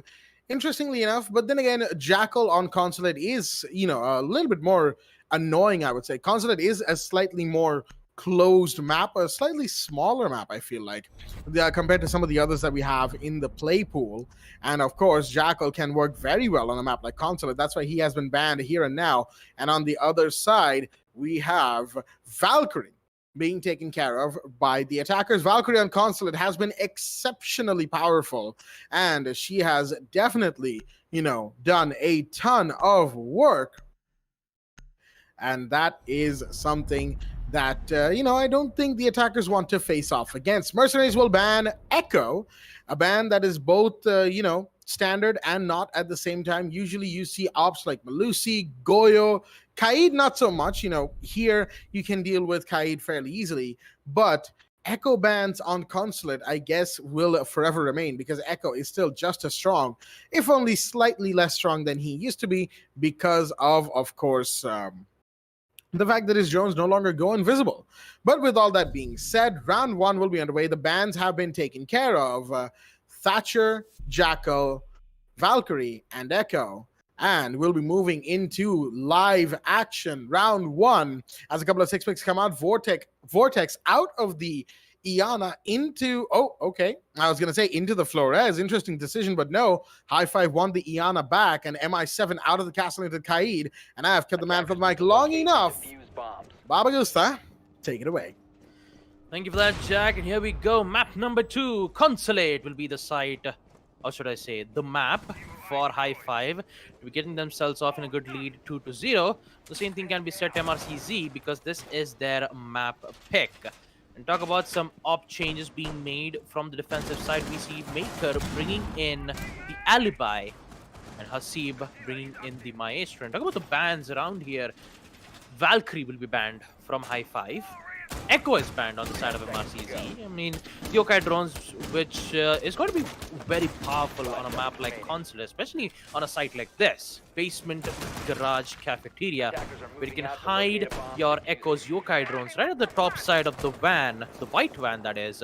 When they go in for the plant, you can just immediately rush in, stick the the yokai drones in the wall, and you can just immediately disorient them nice and easy. So they just don't want to deal with those, and I believe that this was the decision that MRCZ made. Maker is going in for the early spawn pick once more in towards Piano. He won't be able to find one, and it's best for him to just fall back. Basically, he uses the piano window as a means of distraction, so that he Maker would have get that kill if he arrived right at his aim. But for now, Hussein will be the one to bring in the Nomad. The Nomad will be very powerful on a map like Consulate. Those air jabs will make sure that none of those runouts will come in, especially the way how Hussein has been mainly focused on the printer's hallway. There is likely a chance where they might have an entryway into that particular building. But guess what? Hussein is already in the long desk. Might be able to contest against Fatar or one of the players. And looks like Hussein been taking quite a lot of damage. And Shinra comes in with the first frag, taking out next one Maker, as it's a huge drop into his piano. Immediately, Maker going down. Not too good for the side of Mercenaries, as the Gemini Replicator will clear out Piano nice and quickly. But there seemed like somebody towards the other end of the building on the first floor. But Taz here to find Fatar on... There we go. That is the one I think we were just seeing, talking about. And Fatar off the board inside of Tellers. Not good at all for Mercenaries. They're two of their chief playmakers are off the board. Means Snow, Hasib, and MI7 are gonna have to step up to the plate in a 3v5 situation. High 5 looking strong on the Consulate attack once again. And this will, of course, this map, will determine whether or not High 5's Consulate, and like how strong is it? That is, I believe, what is the answer that we are looking for. Excuse me if I sound a little distracted right now, as Taha will find one more. It's a double kill for him. MI7 goes down, but Hasib is here. That's the Maestro being aggressive on second floor. First floor, that is. Can he get another? No, he can't. Snow will take him down. Snow will take down Avidvi, excuse me. Shinra takes down Hasib, the Maestro above, and that is going to leave Snow. Last one standing. He's got the diffuser drop under his sights. Drone has spotted where he is. Flashman goes out. He is flashed out of his mind. And there is Shinra to finish him off. Nice and quickly at that. Just like that. Scouting key. Boom. And he is down. And a great way to start for High 5. I mean, that's what I call a skeleton win for High 5, as they'll win their first attack round on Basement, Garage, and Cafeteria. It looks like MRCZ will decide to go in for yet another same site. No changes on their sides. They haven't made a decision to go in towards second floor console office. Neither on first floor main lobby. Not to mention the last side, which is popularly known as Basement, Archives, and Tellers. But in order for MRCZ to get back up, I believe they just have to survive the first half of the defensive side. I believe they will be even more confident on the side Basement, Garage, and Cafeteria, because right at the early round, you saw Jack. Already we see Shinra picking out Maker, in which he was in towards Piano. He was trying to, try to get a peek from the attackers. But what they didn't know is that the attackers from High 5, they're already in the building. They're trying to contest the angles inside the building, where the defenders have no other options but to engage gunfights head on. Long desk, Hussein was there. He was trying to provide a lot of distractions. And that's exactly where Shinra came in, right from the second floor console office, where he picked out one of the players on side of MRCZ. And Fatar also got picked off while he was at the first floor Tellers. Huge drops coming in from High 5. Talk about some minor damages being made from Shinra and Snow. He's about to meet a total of 5 players. Free fires will come in. For a moment there, he thought he got the pick off from Snow, but in fact, he will survive the flashbang and the grenade right in his face. And the next frag will come in from Maker. Wait a minute, this is a What rush is from going on over there? What is going on? TK's all around, and MRCZ will win round 2. What? What is that? Oh, Come on. boy. Oh, no. Oh, no, First, no, no, no, no. I mean, first the grenade to the face, Jack, and then the huge drop down from the hatch in main entrance. I have no idea what High Five was thinking at that point, but they sure do know how to provide entertainment for us, Jack. That I can definitely see that. Oh, man. Oh, man. What was that from High Five? I think going into round 2, the last thing we expected was for them to all just bunch up on one hatch and everybody to just. It was like going into like a blender, you know? Just everybody gets just stuck in there, just shoved in there, shoving each other in there. And then, you know, Mercenariez just comes in, closes the lead, and turns the machine on. It's just, what was that? There was even a TK, right? Yep, there was. Yikes, man. Oh, Jesus Christ. That is certainly not that Like good. what's even more funny, Jack, is that when Snow realized that it was a rush, MRCC immediately went to the same spot and picked out most of those players. You see how great their coordination was from MRCC. So basically, High Five, they should be careful when they make aggressive pushes, especially when they try to all drop down from a single hatch. I mean, don't get wrong, they could have went in for an aggressive push just by opening up the breach in towards Garage, but no, they want to do it, you know, they just want to do it the modern style way. I mean, I guess, you know, going in for an aggressive rush from Garage was the old traditional way. I guess they wanted to do it the next way, which was dropping down from the hatch. It's just, it didn't The work out. next way. Yeah, the Oh, next boy. way. Well, regardless, looks like next one Maker is going to get a kill, and that is, and Hasib is going to get one as well, but Fatar is going to get shut down by Shinra. 3 kills back to back as things are looking quite shaky, if you will, but Fatar being taken down, more so the Mute being taken down, is definitely something that, excuse me, that Mercenariez might not be too happy with. Although, Vortex and Hussein are down, and Shinra's taking damage of him. Did he try to enter second floor meeting? He did. Unfortunately, he had 0 clear on vertical, and that led to his demise, which means it is a 2v4 all up to Avidwi and Taha. They have done some good works right now. However, oh boy. Oh boy, indeed. Not looking too good. Definitely not looking too good, Jack. And talk about Maker making his appearance. Triple kill for him. A quad kill in the end to take out. Yeah, exactly. A quad to take out Taha. Looks like Mercenariez is getting back up on their feet. Great job from MRCZ as they will win 2 defensive rounds amidst the second round, which was very botched up. I'm not gonna lie. But yeah, I think botched is a little bit of an understatement, if you ask me. Like, I wouldn't say botched. I'd say that it was not exactly what I'd expected from a rush.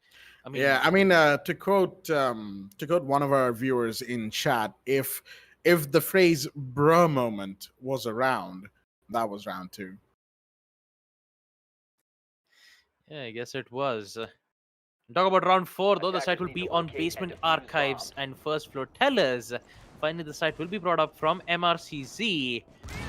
No pulse being brought up, in which, especially on that particular side, you would require useful information, and pulse would, you know, give so much information just by being in Basement Archives, where you have the information who are arriving at, you know, the visa entrance, where you have information who are arriving at the windows of admin office.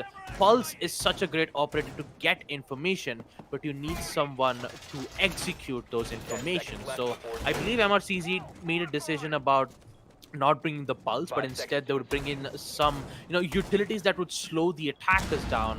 And that's why we see Snow bringing in the Melusi's Banshee deterrence. Not even mention, you still have Maker bring in the Mozzie, which would deny so much attackers' drones. which would try to confuse High Five and try to distract them on their way into focusing on eliminating Makers first. And I believe that should be their main objective, because as the attacker, then their main goal is to succeed in forcing the defenders in a post-plant situation. So if they do that, then High Five will surely be on their way to equalize it. Vortex, for a moment there, I thought Vortex was gonna go in for that wall bang. Unfortunately, they didn't have information in towards second floor console office. And now the angles are in from High Five. Taha repelled, so does Shinra. And now they just have to see whether if they could pick out one of the attackers, or sorry, one of the defenders, that is.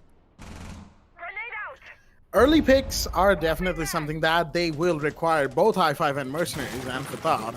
Taking a bit of damage, probably from a grenade flying his way. Gotta be careful about that, mind you, as Hussein is watching for somebody just below Visa Stairs. Is this advisable, this kind of a rappel? I guess it is. He hasn't been taken down just yet. Fathad is close, mind you, as the drone might end up spotting him. Yep, he will take one down. That bit of noise is going to give away his position as it goes, but he is still just fine and doing, things as per Fathar does, I guess. He's just, he's just being Fathar right now. Shinra is on the hunt, so is the rest of High Five. They really want him gone, and understandably so, as as he has proven to be a bit of a pain. But oh no, I thought that was a C4 that did that, but no, Shinra will find Hussein. He's not going to be happy about that. Hussein is the target of a team kill again, accidental or otherwise. MI7 is going to find Taha, as there we go. That is Fathad with the shotgun. Can he find a second? It doesn't matter. Hasib's come in to find a Vidwi, and the down is in onto Fathad. Yes, but Vortex is the last one standing. Shots are fired towards him. His position is now known. He does tack up snow quite a bit. Vortex is still alive, and that is something that is... Oh! He's going to find two! MI7 and Maker suddenly down, and Fathad is a DBNO, which means he is almost off the board, as that leaves Snow and Hasib, the last two standing at 20 seconds. Vortex potentially could have a clutch in this round. All he needs to do is find these last two. He will expend a few bullets to confirm that kill right there. Pushes down the Visa Stairs, but no, did not know where Hasib was. Unfortunately, no intel. And that, of course, meant that Hasib could just turn the corner and finish him off. And with that, we're going to have Mercenaries taking another round. Vortex nearly turned it around, of course, but it was not to be. MRCZ 3-1 up now, going into the fifth round. Well, oopsie daisies continues for High Five as they started to make their mistakes. Two team kills, I believe. One which was in the previous round, and the other which was on round 2.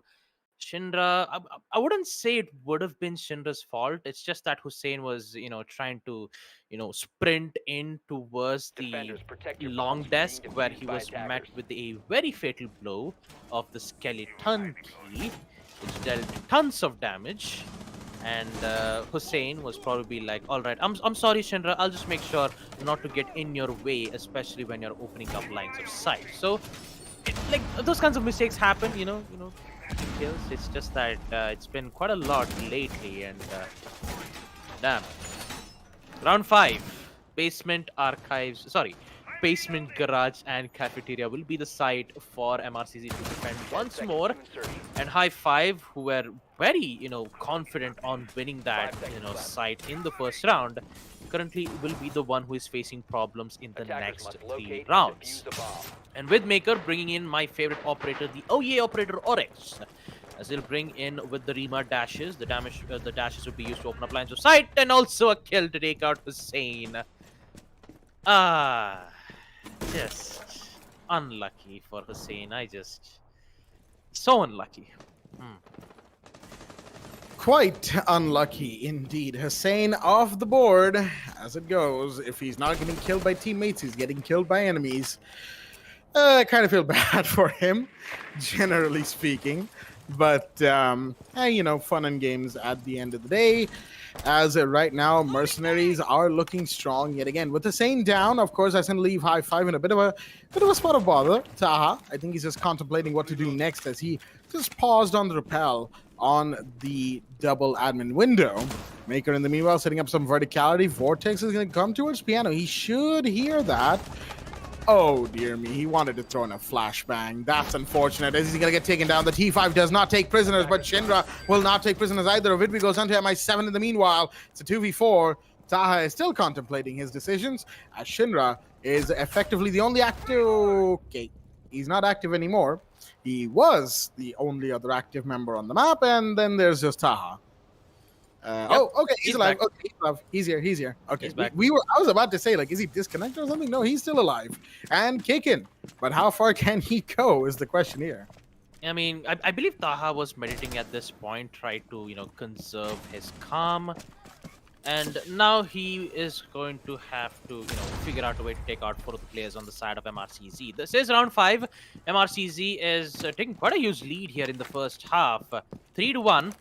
And now Taha will be the one who has to clutch a 1v4. Keep that in mind. In the previous round, it was Vortex who had to be dealt with a 1v5. Almost he did succeed to win that gunfight. Unfortunately, it did not. And looks like it is Taha versus MRCZ. 1v4. What is going to happen on Taha? He will get one, taking out for Taha. A beautiful headshot with the G336. Can he get the second? No, it does not. He'll miss the shot, forced to reload. He has to be... he will reposition nonetheless.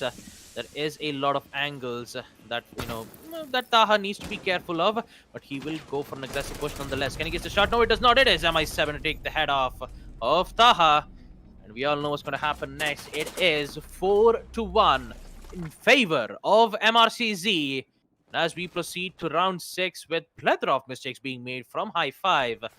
And Maker was the one who was making some amazing plays. 2 kills. One to take out Hussein. It's very unfortunate. And the second to take out, yet another player. I believe that was Vortex. Yeah, it was Vortex who, was bringing in the Flores. Not quite sure why he would bring Flores, although there wasn't much of deployable shield being placed. So I believe so. There was one small, there was one deployable shield from the smokes gas canisters, but other than that, I believe Vortex will make a decision to bring in Diana this time. 6-pick will come in from MI7 as he switches from the Kaid to the Mozzie. And let's see whether High Five will survive round 6 or will MRCZ just swoops it in 5-1. Attackers have located a bomb. Mercenaries looking mighty strong right now. I think we can all agree on that. High five on the other side, not so much. Some tells me map 2 might not be their map after all, and we may end up seeing all 5 maps, folks. That is something that could end up happening. As on the other side, we've just been keeping an eye on everything, and things have been spicy. While the map itself, not as much from High Five's end. We read those chats, folks. We do. It's definitely been giving me a good laugh every now and again as we continue round 6. I know that generally speaking, casters aren't supposed to talk about the chat much, but I feel like sometimes we should, just mention things or give y'all a little bit of homework down there. So you know what? I'm going to do exactly that. 4-1 right now. Can High Five make a comeback? That is a question I posed to both Baba and to the chat. And Baba, I'll let you answer yours in just a bit, as Shinra, in the meanwhile, is going to be taking a bit of damage. He's going to go down. MI7, early aggressive play. He's going to find the buck. Put High Five at a disadvantage. Once again, Vortex now low on HP too. Yeah, boy. High Five, Shinra is definitely not going to be happy about that early pick. And also Maker is still trying to contest that vertical line of sight. Just needs to be careful on that window once more. I believe he's a bit worried about that grenade. Vortex is going to go down. Not looking too good for High Five once again. It's not looking too good at all. He needs to be revived as best as possible because High Five needs that man-count advantage as a rappel game comes in from the side of High Five. I believe that would be Hussein, who's just trying to, contest the angle. That window is definitely not favoring anyone at all, and Vortex will be back. But at what cost is the biggest question. They have to worry about Maker, in which he's been dealing so much damage. Abidby goes down as well, 3-5, as Hussein comes in to shut him down, and an immediate control on second floor console office. Snow comes in to take out Taha. 2v4, Vortex, 10 HP as Hussein gets the control on second floor console office, but it isn't enough. 2 angles being made. Grenade from Vortex.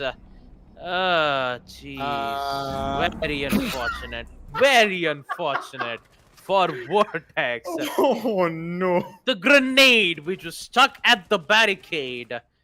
All like he was even so far away. Then I just realized Vortex was on 10 HP. Yeah, he was low enough for that grenade to take him out. Unfortunate. Very unfortunate indeed. And it's that is one of the more unlikely scenarios of a grenade bounce not working. It's just that it didn't have enough space after ricocheting off the edge of the window. Had Simple geometry. Yeah, exactly. Like if a little bit more of that window was broken off, just that panel, that grenade could have gone through easy. But as Vortex learned the hard way, yeah, not so much, huh? I mean, to be fair, he was in like a 1v4 in that moment. So sometimes you can miss out on simple things like that every now and again. We tend not to blame anyone here, as both of us have had some issues with mathematics and geometry. I was about to say geography. I have problems with English. I majored in it. So, we tend not to blame folks here, As round 7 is now going to be underway. 5-1 is the score line. High 5. 5 seconds remaining. Yeah, not looking too good. That's about all I can say. I mean, Attackers are heading that out I to have to defuse the agree bomb. upon, Jack, because it's been around 3 to 4 rounds in the first half where either Vortex, Shinra, or should I say, Vortex or Shinra always been led in a 1v4 situation. Actually, it wasn't Vortex, it was Taha was led in a 1v4 situation in the first half on attack. So much possibly so they didn't had any other choices to win those clutches. And now we will see Snow take out Taha immediately, riding towards the yellow stairs. And there you go, yet another early kill in favor of MRCZ, this time on attack in second half. MRCZ is owning when it comes to getting those early picks, and yet another down will come in by taking out Vortex. Where exactly was that? And the confirmation won't come in because Hussein is there to take out one. Maker comes in with the grenade to confirm his kills to take out Vortex. And I believe the ADS was taken care of sooner or later. Haseeb comes in with yet another kill to take out Syndra. 2v4, high 5, not looking so good. 1-5, and MRCC is slowly making their way to get their map point on console. Very close to getting their first map point. Oh, what a shot from MI7. Hussein was right there prone as well, but unfortunately did not work out for him. MI7 is quite low, but it's all up to Avidwi. He is the one in a 1v4, and he's going to need to do something about the situation he's found himself in. Pre-fires coming in from all over the place, but he does find the down on one. Can confirm the kill with the use of the smoke gas canister. But there is still another one approaching. He does not know, and the shots are fired, and yet the Sophia loses that. Oh, dear me. Another approach coming in. Will they find Avidwi here? Yes, they will. That's Maker to finish off the round and put Mercenaries on map point 4 Consulate, folks. High 5 after that beautiful play on the first map on Oregon. Mercenaries have been dominating on Consulate so far. A complete reverse of the first game. MRCZ 6-1 up now, as High 5 look to be about, they are clutching at straws right now just to be able to get somewhere, something, somehow. And that, of course, has less of a chance of happening the longer this goes on for. Vortex, in the meanwhile, playing around with the 6th pick, deciding Vigil or no.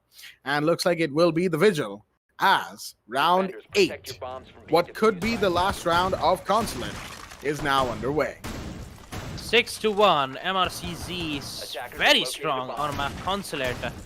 And High 5, especially on round 2's bizarre rush that they did, it's just, it just started to know- go south, you know? I guess Consulate can be just called Hi-Fi's Bizarre Adventure. Ah, No, you've been approaching listen. me. I have. I can't cast this game with you without approaching you, now can I? You're absolutely right. 5 seconds to insertion. And talk about MRCZ though. High five, bizarre adventure. That is a good one. I'm not gonna lie. That was a good one. Oh, Well, anyways, talk about. What? I have no idea what's going at this point. I mean, the bizarre adventure still continues for High Five as two of the players has gone down. MRCZ again looking so strong. High Five. I have absolutely no idea what's going on at this point. Two players already gone in the early rounds. The attackers are slowly making their way in towards the site. They just have to worry about the rumors at this point.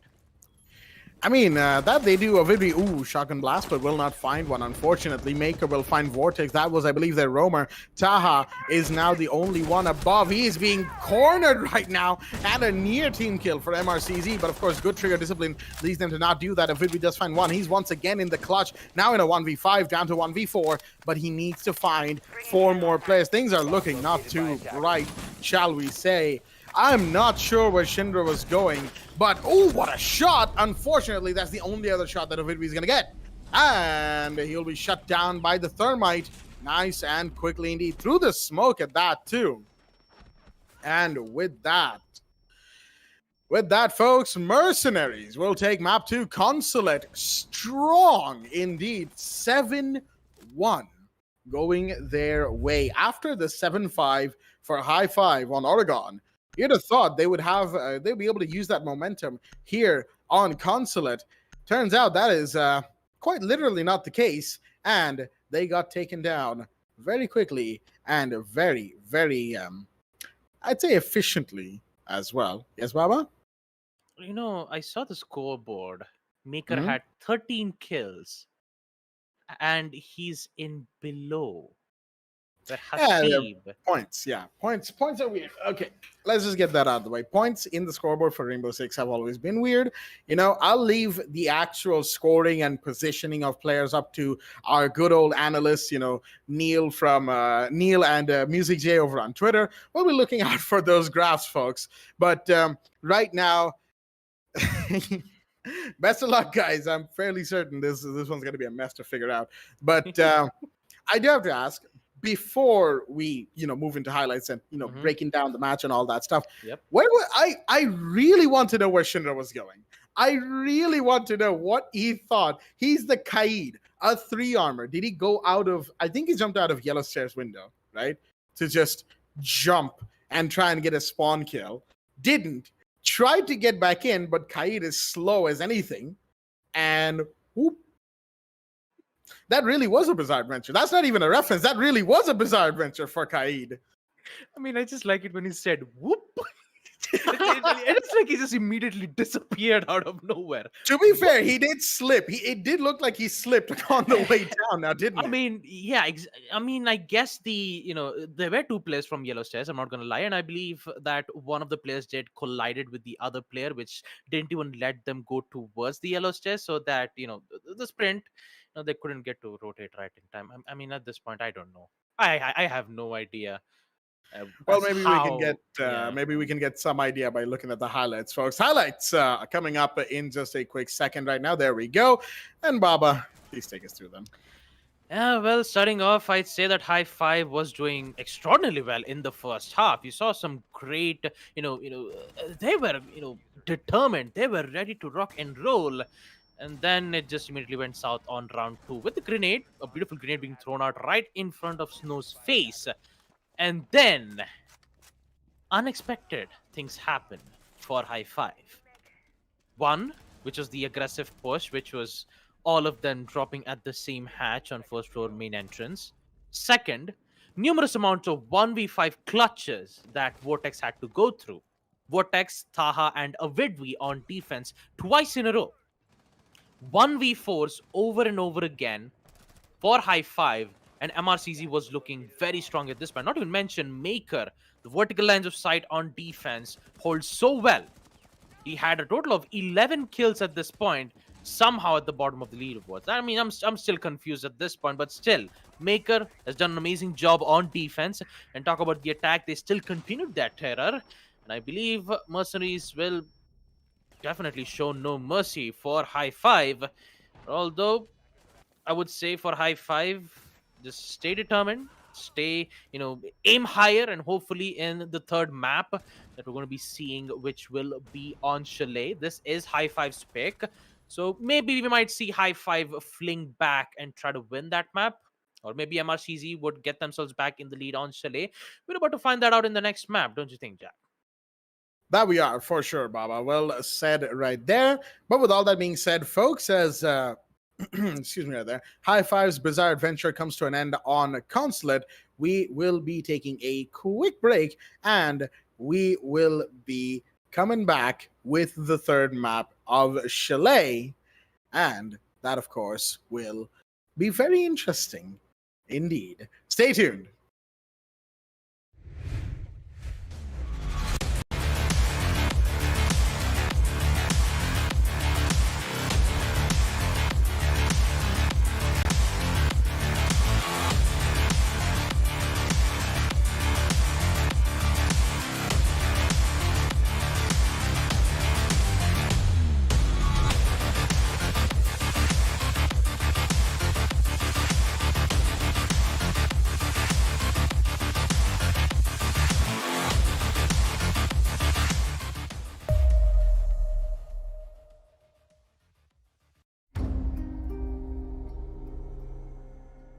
The partnership with AMD has been great. In Far Cry 6, the team has built the most ambitious open world in franchise history, filled with lush tropical environments and decaying urban landscapes.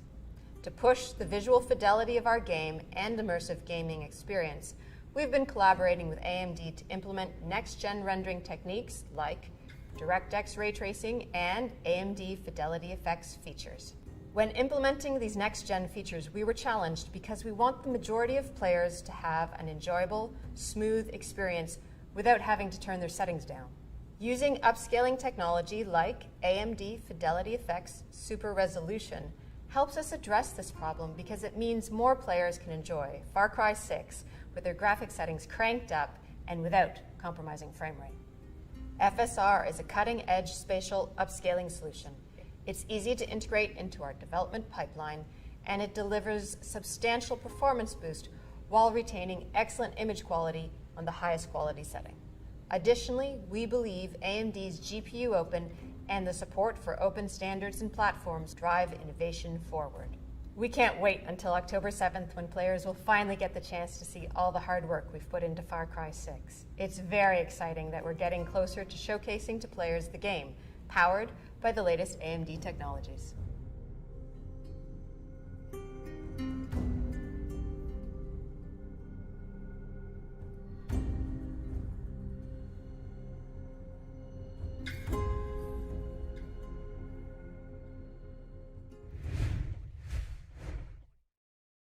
Alrighty then, ladies and gentlemen, welcome back to the AMD, the Esports Club Challenger Series 1, supported by Ubisoft, here with their hosts Blackjack and Baba Gusta for the grand finals between High Five and Mercenaries. We've just done maps 1 and 2, Oregon 7-5 to High Five, and Consulate 7-1 to Mercenaries. Quite the dominating performance from Mercenaries, as they will now move on to Chalet 1-1 between each team.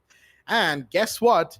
Mercenaries is on attack on Chalet. That means, folks, it's going to be a very tough fight for High Five, especially given the amount of momentum that Mercenaries has brought in for themselves today. So let us not waste any more time and jump right into the match. Once again, quickly as can be, as the ban phase gets started, let's get in there and let's see the teams and see what they have to bring out for us once again today. Baba Gusta, 1-1. How are we feeling about this one? Well, at the start, we saw High Five make an impressive appearance in their first map, winning Oregon 5-7. And then second, we see MRCZ fling it back on Oregon 7-1. And talk about Chalet and talk about talk about High Five, who is, who knows more on Chalet. I mean, they did went up against Monkey Hunters, also up against Team GG as well in quarters and semifinals. So Chalet, quite possibly high likely a chance where High Five might bring back on this specific map. And I'd say on Consulate, I do think that High Five didn't do their homework right. I mean, you saw how MRCZ was very confident on every single defensive rounds, but I think that on map Chalet they have, they might have some good, some good strategies that might, dazzle out MRCZ out of nowhere. But talking about the ban phases, though, for now, we see the Thatcher bans coming in. We saw the Nomad and Valkyrie being banned on the side of MRCZ. We're just waiting for the last ban to come in from Team High Five. What will it be? It will be the Maestro. So that is two intel ops taken care of, the Valkyrie and the Maestro. Maestro, which is heavily required for denying plans, but you still have Echo with the yokai drones. You still have smoke gas canisters. You still have the C4 plays from either Melusi or from, the other, you still have Kaid as well. Why not? You even have Kaid with the Electro Claws to head in and talk about the first round. For a moment there, I thought Fatar was going to go in with the Nook, but he will change his optics and decide to go in for the IQ. Interesting pick. Although the Valkyrie has been banned from MRCZ, and also the Maestro. So I'm quite curious to know on why he would do it. Exactly. Look at that. I knew it. I knew it. He was going to 6-pick off from the Nook. Fatar. For a moment, I kept scratching on my head and thinking, why would he pick IQ in the first place? Valkyrie is banned. Maestro is banned. Most of the intel ops from the defenders has been gone. Attackers need to locate I'll just leave and this defuse here. bombs. TK. Fatar Attackers and need to Nook. number 5. Still a better love story than Twilight. I mean, obviously you'd pick Nook for the grenades, right? Well, why not? You want those grenades. Grenades are extremely fun. I mean, it is fun. Not even mention the huge amount of kills that Fatar has been got from is from that grenade itself. Although yes, the FMG-12 do still favor a lot for Fatar.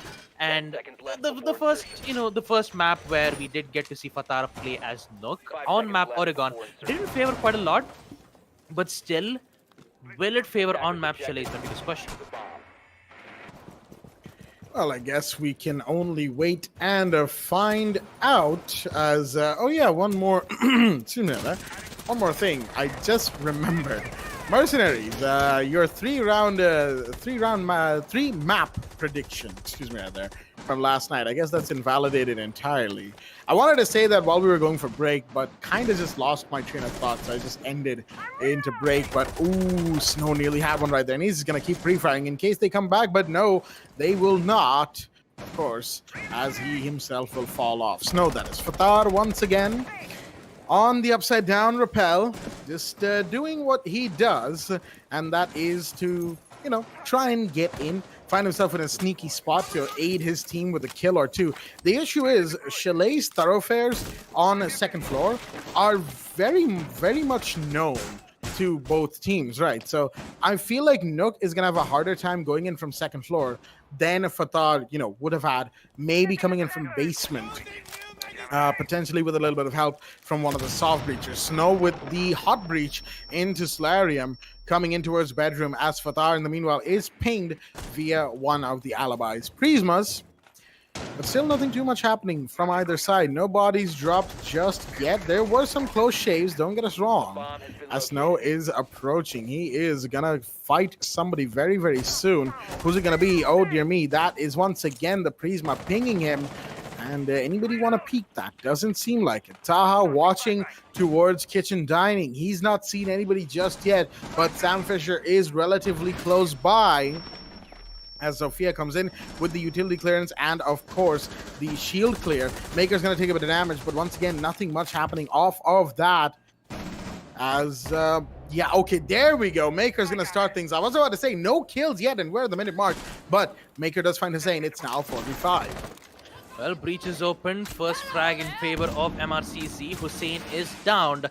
And we all know what's going to happen next. Control on library and then execute on the site. Now, currently, we don't see any attackers slowly making their way right from outside the window of gaming room. But another kill comes in, and guess what? It is none other than Fatar. 2 grenades have already been used, and he'll be able to confirm the kill, taking out Vortex, but he will be downed in the process. C4 will come in to get the confirmation to take out Fatar. It is now a 4v3. But with Vortex and Hussein being downed, the only player that you can rely on would be none other than Shindra and Taha. Currently, we haven't seen any appearances from Shindra, but Taha and Shindra comes in again, taking out Maker and Hasib. That's exactly what the players on the side of MRCZ needs to be worried about. 2 players, no takes out one. Shindra gets the other, taking out MI7. This is going to be big. This is going to be huge, and we all know what's going to happen next. It is High Five winning that first defensive round on first floor bar and gaming room. Beautiful hold from Shindra and Taha with the MP5K, making sure that MRCZ wouldn't get an inch towards the side. And also, what a beautiful shot to take out Maker right from below. Big drops coming in from High Five as they will start it off, winning that first round on defense. First floor bar and gaming room goes to them. And talk about round 2, the site will be on kitchen and dining room. All right, High Five starting off strong once again, and that is to be expected. Chalet, they definitely have had some good times on. I think everybody can attest to that. Once again, harkening back to semifinal 2, Chalet was High Five's stomping grounds where they beat Monkey Hunters at this map 7-5 against Monkey Hunters, and they started off by winning bar gaming. Now, unlike that match, they have opted to go kitchen dining on second round, rather than go to basement snowmobile garage. How will Mercenaries react to this, I think, is the point of contention that we all want to, just figure out here and now. How will Mercenaries react to losing round 1, especially in that way where for the longest time it felt like High Five would end up being the ones losing, but it was not to be for MRCZ. Can they give themselves a round here? They will need to. Once again, we say this a lot, and in BO5s it can often sound a little repetitive, so forgive us for that.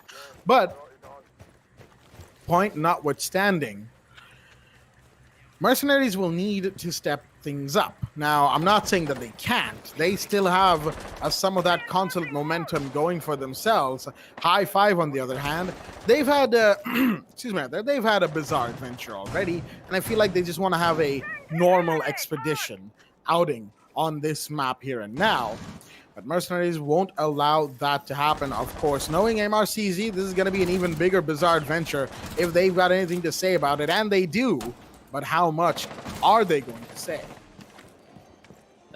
With High Five already getting their first defensive win, now they have to figure out a way to defend successfully in kitchen and dining. We see Shendra almost going in for a run out and then just immediately get back out. It was more of like a distraction for MRCZ to make them realize that they're going in aggressive. So I believe they're just taunting MRCZ to be like, oh, how about you get the control in towards second floor, side, because you have their vertical lines of sight, but you need to get through a total of 3 defenders. Then that means there's only 2 defenders, Avidwi and Taha, I believe, who both of them are in towards the side, and MRCZ is still trying to figure out a way to open up lines of sight. Although there isn't any much more denials except Avidwi's, smoke gas canisters, which will be used to deny it.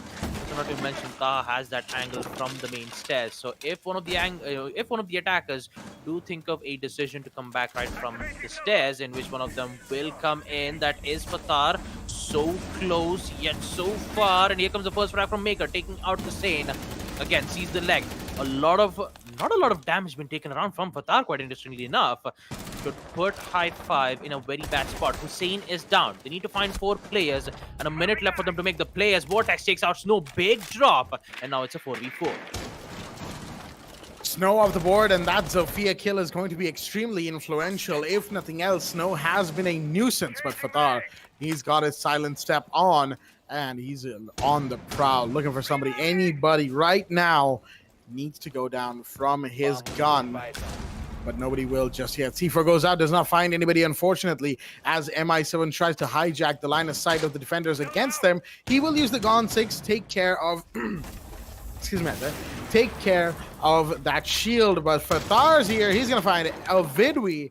And that is a big indeed. He needed that.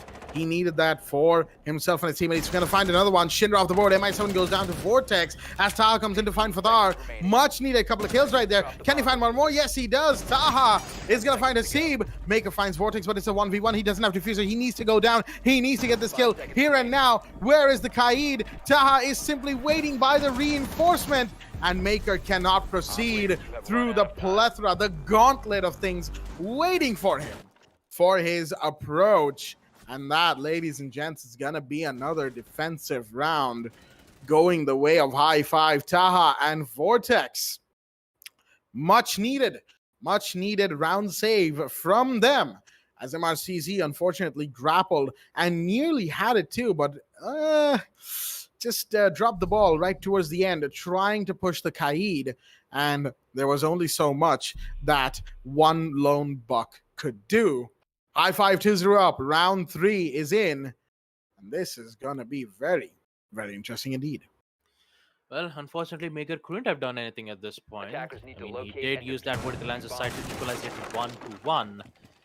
He does, but he didn't had the secondary gadget to open up wall into towards first floor kitchen, knowing that there is a Kaid's Electroclaw defending that particular wall.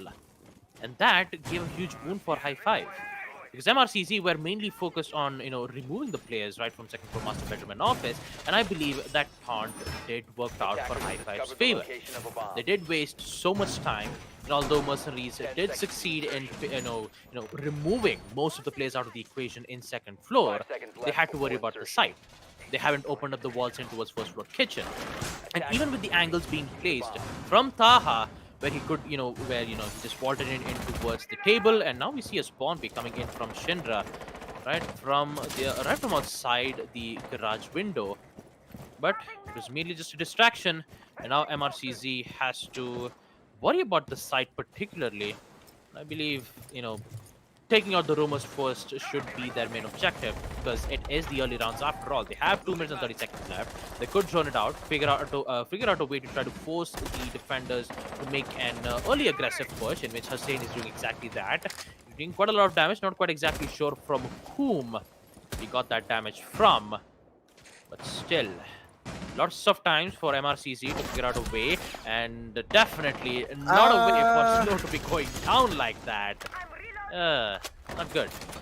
Not good indeed. Not sure what Snow was thinking right there. I think he just assumed that nobody would be on the hatch. Maybe he droned it out for himself and didn't see anybody there. But the Jaeger will come in. Fathar, in the meanwhile, is going to get taken down by Shinra. And the down Zofia will be found, taken down. Vortex. Oh, boy. He will take that kill happily. MI7 unfortunately cannot find the Jaeger in time, but he is still down. There we go. That is the kill confirmed. Hasib takes that. Maker with the buck, but Shinra, he did go down, but Taha was right there to take the kill back. And that is going to leave only MI7 and Hasib remaining. Mercenariez, Chalet attack. Not looking too good so far. Yep, and talk about map Chalet being attacker-sided. High Five is actually winning these defensive rounds. First floor bar kitchen and dining, the first 2 rounds that MRCZ failed to attack. And now, Snowmobile Garage. MRCZ is still having problems facing with those issues. Fathar, Snow, and Maker, all of these 3 players have been taken care of right into his first floor kitchen, and also Zofia, the Snow, who he did not expect that Vortex would be on first floor gaming room. And now, the only thing that they can do right now is just give information. Talk about information though, MI7 still has his breach. He could use to open up lines of sight for any particular reinforced wall or a reinforced hatch. Quite frankly, he's just using his Argus camps to give information. 30 seconds, the push will happen from MRCZ. And talk about Hasib already in towards Mine Cellar. He gets 1, he gets 2! Hasib, triple kill from the captain. Boy. And now Hussein is the last man standing. What just happened from Team High Five? The captain himself tried to make his play, but Hussein has to say otherwise. Taking out MI7, but it's too late. Hasib will come in to save the day for MRCZ, as they will finally get their first attack win on Basement Wine and Snowmobile Garage. Desperate times calls for desperate measures. And Hasib made sure that MRCZ would put themselves back up. Winning basement wine and snowmobile garage was huge. And talk about a Vidwi who just made a grave mistake of falling back and giving Ace the opportunity to pick out both of the players on the side of Vine.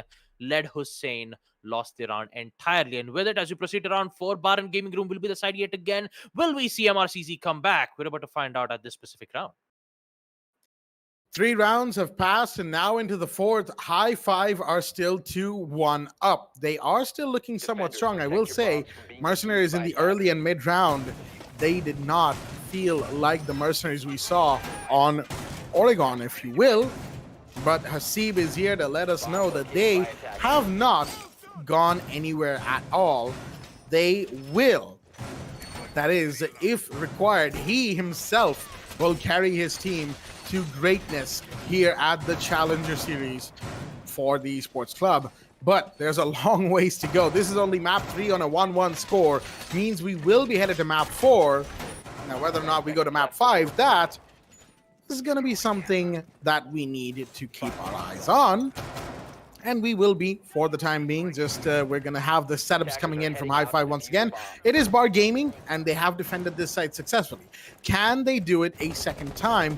That is, of course, what we want to and are here to see from them. Or can Mercenariez, pick back up on where they went wrong and rectify their mistakes to give themselves this round? Going in, Taha. Oh boy, he's not going to allow them if he has anything to say about it. And once again, he does. Snow off the board. Oh man, the Zofia really just has not been allowed to play today, has he? Snow is... The only thing that Snow can do right now is sit back in the bench and try to check the cams to see whether if he can give information to his team. And Taha has been a big nuisance for MRCZ. He just takes out Buck. He takes out Maker. While he is so low on HP, he might be able to make a huge change for Team High Five. But it's just best to not contest those angles. Keep that in mind. Just one single body, one single body shot would be more than enough for Taha to be downed. And for Taha, all he needs is one shot to the head. So it's a huge risk. It's best to just wait for MRCZ to make their own push. Health is very important for, for the defenders, because the more health you have, the more you can, defend yourself. As Maker comes in to take out Vortex. That's a big drop. A beautiful headshot as well, right in towards the mezzanine hallway. Is going to put MRCZ in a good spot.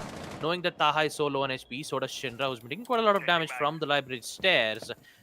Now he needs to worry about the push. Although he doesn't have to, though, because the deployable shield will still be alive, knowing that you have 3 ADSs to deal with, a total of more than 2 or 3 Vomize Magnets that we need to take care of, and a huge utility dump will come in from the attackers. Followed up with the grenade from Fatar. He's just a bit afraid of the library place, and if he has... if he doesn't have to worry about it, then that means he shouldn't have to worry about those at all. The grenade will come in from Fatar. Throws it. Will it succeed? Yep, it will detonate. But the biggest question is, yep, it is. Deployable shield has been destroyed, but MI7 comes in to take out Shinra. Amidst all of that chaos being happening around, he knew exactly that Shinra would rotate back, and he used it to his advantage. And with 35 seconds left, High Five needs to defend. Vertical lines of sight. So many angles that Taha needs to be careful of, and there's only 2 players left. Mute and the smoke, and Taha so low on HP. He's not going to survive from Hasib.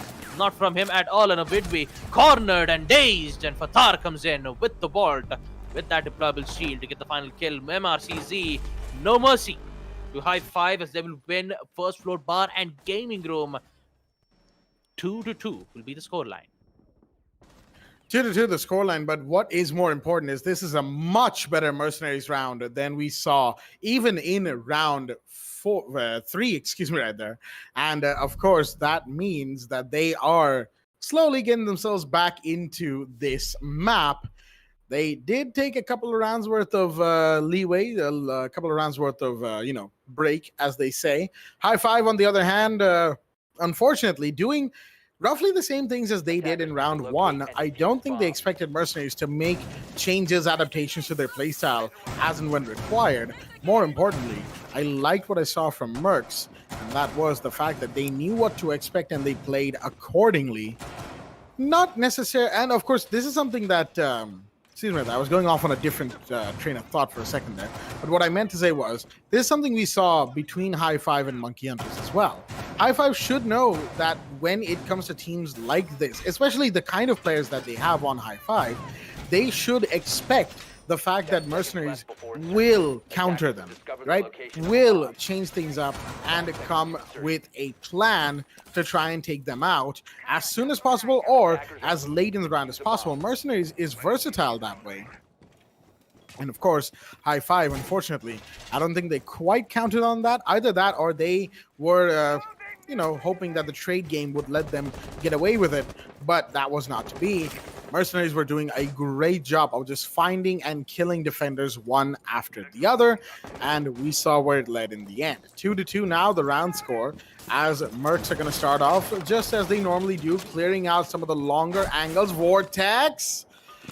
I don't know if running by that window is a good idea, let alone peeking it. What is he up to right now?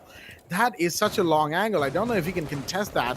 He is definitely good enough to contest that any day of the week, but the issue is, on the other side of that is a player from Mercs, and that's not going to let, and they, are not going to let him contest that as well as he would want. I feel like that's Hasib, given the gun sounds that we are getting. Sounds like the Thermite's 5.56. And in the meanwhile, Fatar hunting somebody towards Trophy. No, he's going to move with Maker down below. Shots fired from above. And Maker, unfortunately, a little too dazed as to where those shots were coming from, is going to go down. That's the first kill and a big one indeed. Buck off the board. Fatar's not going to find anybody. It's a 4v5. 4v5 and Vortex currently into a Solarium place. He's currently safe for now. He even has the ADSs to, have some good protection with the grenades, but taking out Maker right from the normal garage is a big job for High Five. Quick reinforcements being made from Shendra, especially in towards master bedroom, to protect himself from none other than Fatar, who is currently holding in from the angle as MI7 gets tagged out from the Prismas. And Fatar comes in with yet another kill. Hussein taken care of, and I believe he went in from that same angle where he tried to take out Maker. Not good, especially when you try to, hold the same angle the second time. Looks like MRCZ will take care of that. He will obviously use that huge advantage in their hands. Now, talking about Zero, he has information saying that there is one player into his kitchen, and that is none other than Taha. If Fatar loses that gunfight, if Taha survives, then that means High Five will take care of that situation. Look at that information being gained from the Argus cams. And here comes the grenade. Will it pick up? Well, no, it does not. It is Taha to take out Fatar. And meanwhile, we see Shendra taking out Hasib. That is the best bait that I've ever seen from Team High Five. And looks like MRCZ is facing the other end of the barrel. Not looking too good, but the beautiful shot will come in from MI7 to take out Taha. 2v3. The damage has been done. 15 seconds. They have to get inside this building. I wouldn't say inside the building, inside the site. Those smoke gas canisters coming in. Shendra winning one, MI7 winning the other. Now they have control in towards the side. But where is the defuse? But guess what? It is on upstairs. And we all know what's going to happen next. High Five will win round 5. First floor kitchen and dining will go to them once more. A beautiful hold from the defenders. And Fatar, who was using those grenades to try to take out Taha. But Taha immediately realized that a grenade was being cooked. And he knew exactly at what time that he had to go in for that push. And he did it excellently well. Taha, beautiful effort to take out the Nook right from the stairs. We should give High Five the lead 3-2 as we proceed to round 6. All right, then I feel like, Buck going down early was definitely something that hurt the side of Mercenaries. Right there, they would have liked to have a lot more vertical than they ended up getting. And while there was still plenty of already pre-established by High Five or as later made by Mercenaries, there was just, I don't know, Maker maybe could have made a huge difference in the round. That, unfortunately, was not there for the attacking team. Now, last round in the half, which means that Mercenaries will go on to the other side to be the defenders in round 7 onwards. High Five will be attacking from here on out. So, question is, can High Five go 4-2 up, or will Mercenaries bring it back for themselves and make it 3-3, equalize, go into defense, and look to go from there? that, of course, is something that they would hope for. 3-3 and then 4-3 and 5-3 and so on and so forth. But High Five, of course, they will not allow that. Not easily, at the very least. The way this match is going, I am expecting quite a few rounds of back and forth here. And that, of course, will mean that both teams will be putting in a lot more effort for a lot longer than they expect. As in the meanwhile, oh, that's a clash, and Snow is going to see that. He's going to have to back off nice and quickly because, of course, clash, annoying as ever. Hussein with the operator as well, as shots are going to be fired into the library hallway window just to get an entryway or, just an alleyway avenue, that is, to take care of the sites that needs to be not sites, utilities that needs to be taken care of. But things have calmed down just a wee bit for now. Argus Cams giving away information to Mercenariez. Fathad on the other side. Just upside down rappel on the site window. This is a site that is going currently 1-1, I believe, between both sides. Bar Gaming, that is.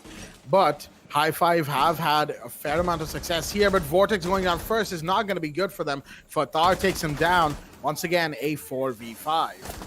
Clash is still protecting the entire hallway, which would put MRCZ to waste a lot of utilities. Maybe they might use concussions. Maybe they could use a grenade to get the confirmation. But at that time, Clash will be moving in quite a lot of different directions. It's just that they need to worry about the ADS as well. I just realized that the ADS is still present. The flashbangs will come in, which should flash Hussein. He's a bit worried about the grenades. One of the utilities get caught off from the ADSs, and guess what? Taha gets taken out from MI7. Meanwhile, we see Fathar being downed, but not out just yet. The push needs to happen, and they couldn't do anything much more about it. MI7 uses the breach, and somehow the Wamai doesn't see it. He does see it now, and Shinra will make sure that he'll be able to take out the Argus cams, denying a lot of information for the attacker. C4 being pre-placed, hasn't detonated just yet, as the thermic charges will be used to open up lines of sight, and that is from Hasib. They're almost in towards the building. Two players have gone down. Make that 3S. Snow comes in to take out Shinra. 5v2, 5v1. Maker takes out Hussein. The clash is no more, and now it is Awidwi back again, and taken out by none other than Fathar. With it, that would conclude the first half, being the score count 3-3. And it is the same halftime score that we've seen on map Oregon. The only difference was High Five being performing extremely well in the second half, winning 3 rounds back to back on attack on map Oregon. But now, since this is Chalet, and talk about halftime score being 3-3, there is highly likely a chance where High Five might fling back on attack unless MRCZ has something else to say so. I'm fairly certain they will, but, given that it's 3-3 right now, we can see the scoreboard in front of us, or, well, we were looking at the scoreboard in front of us, there we go. 6, 7, and 6 between Hasib, Fathar, and Maker. They've been doing a lot of good work for their team. And, of course, on the other side, between Shinra, Taha, we're looking at 5 and 7, 3 for Vortex, and Hussein brings in 2. Awidwi, unfortunately, hasn't had many kills, or any kills for that matter. Mercenaries are just, they're just vibing on the map. So are High Five. They're playing good Rainbow Six. Don't get me wrong. They are trying pretty hard. But they are also vibing while they do so. And that, of course, is what is important in my book. I've said it time and time again. You got to vibe with the game you're playing at this level. Otherwise, you won't really have as much fun as you ought to. That's just how I feel about this stuff, folks. Let's not get ahead of ourselves right now. I'm fairly certain these 10 players on the map have been vibing quite hard. So hard that, sometimes every now and again they kill the enemy team just entirely with flawless rounds and the like. But right now, it's going to go back to probably a pretty close game. Now, watch me eat my words. Yeah, Caster's Curse and all that stuff. I'm just joking, of course. Either side isn't about to give up just yet, as we have High Fires just getting themselves into the building, getting themselves set up for info take. Oh, no! MI7 just gets away because Hussein didn't have enough bullets and the mute will just slip right by. Shots are still fired towards him, mind you, and Hussein will fire back, seeing the bullet tracers. But for all intents and purposes, MI7 has just pulled a great escape. Well, a great escape it is. And talk about Taha, who's just slowly making his way in towards the side on my second floor bedroom. So does Shindra. A lot of damage is being dealt, and the first frag will come in from Fatah to take out Hussein. Again, big drop from MRCZ. Taking out Hussein, that would be a total of 4 Argus camps taken care of while he was trying to take out MI7 right from that Windows side. But still, MI7 is still alive, and so does the rest of the players on the side of MRCZ. The same thing cannot be said to High 5 though, because the Vulcan shield has been destroyed. Another kill will come in from MI7. That is Shindra. Down and out. The attack phase not looking too good on the side of High 5 because both of the players have been down. Make that another one as Fatar gets another kill, taking out Vortex. A 5v2. Make that 4v2 as Avidwi takes down Snow. Only 2 players left. They need to figure out a way as Avidwi gets one more, taking out Fatar. Almost one more kill to equalize it 2-2, and there is highly likely a chance to do that. But MI7 comes in. Headshot to Avidwi, and Taha in the end gets met with the M5 shotgun. And with it, we will see Team MRCZ win first floor bar and gaming room. And with it, we'll be able to proceed to round 8. And yeah, unfortunately, we just have to go in for an unfortunate rehost because we are met with a mute bug. Unfortunate, right there. It's not going to be a long rehost, folks. Don't worry about that. But this sound bug is it is quite something, as they say. Of course, the usual way to fix it is simply, go on a drone and get it killed, as they say. Somebody gets their drone killed right in that situation, and that, of course, is going to allow for the match to resume. But of course, that is a whole thing, and the players need to sacrifice a drone and all that stuff. So yeah, that's not something that needs to happen. I'm not saying we should do that, not at all, folks. I'm just saying that is one of the ways that it can be fixed. But again, it requires a thing that might not even happen. Folks here playing at this level just love saving their drones, and they know how to. And that is a good skill to have. Don't get me wrong. But yeah, it's one of the ways to fix a situation like this. But we will simply go into a quick little rehost. Probably going to take us 2 minutes or so to get right back in. And then, of course, we will be able to get ourselves another match resumption. The players are still in the lobby. It's just the host that's going to disconnect and reconnect, as it were. And that will, of course, allow us to resume as soon as possible. So with all that being said, currently speaking, given where the score is, Baba, what do you think? Overtime, is it a possibility?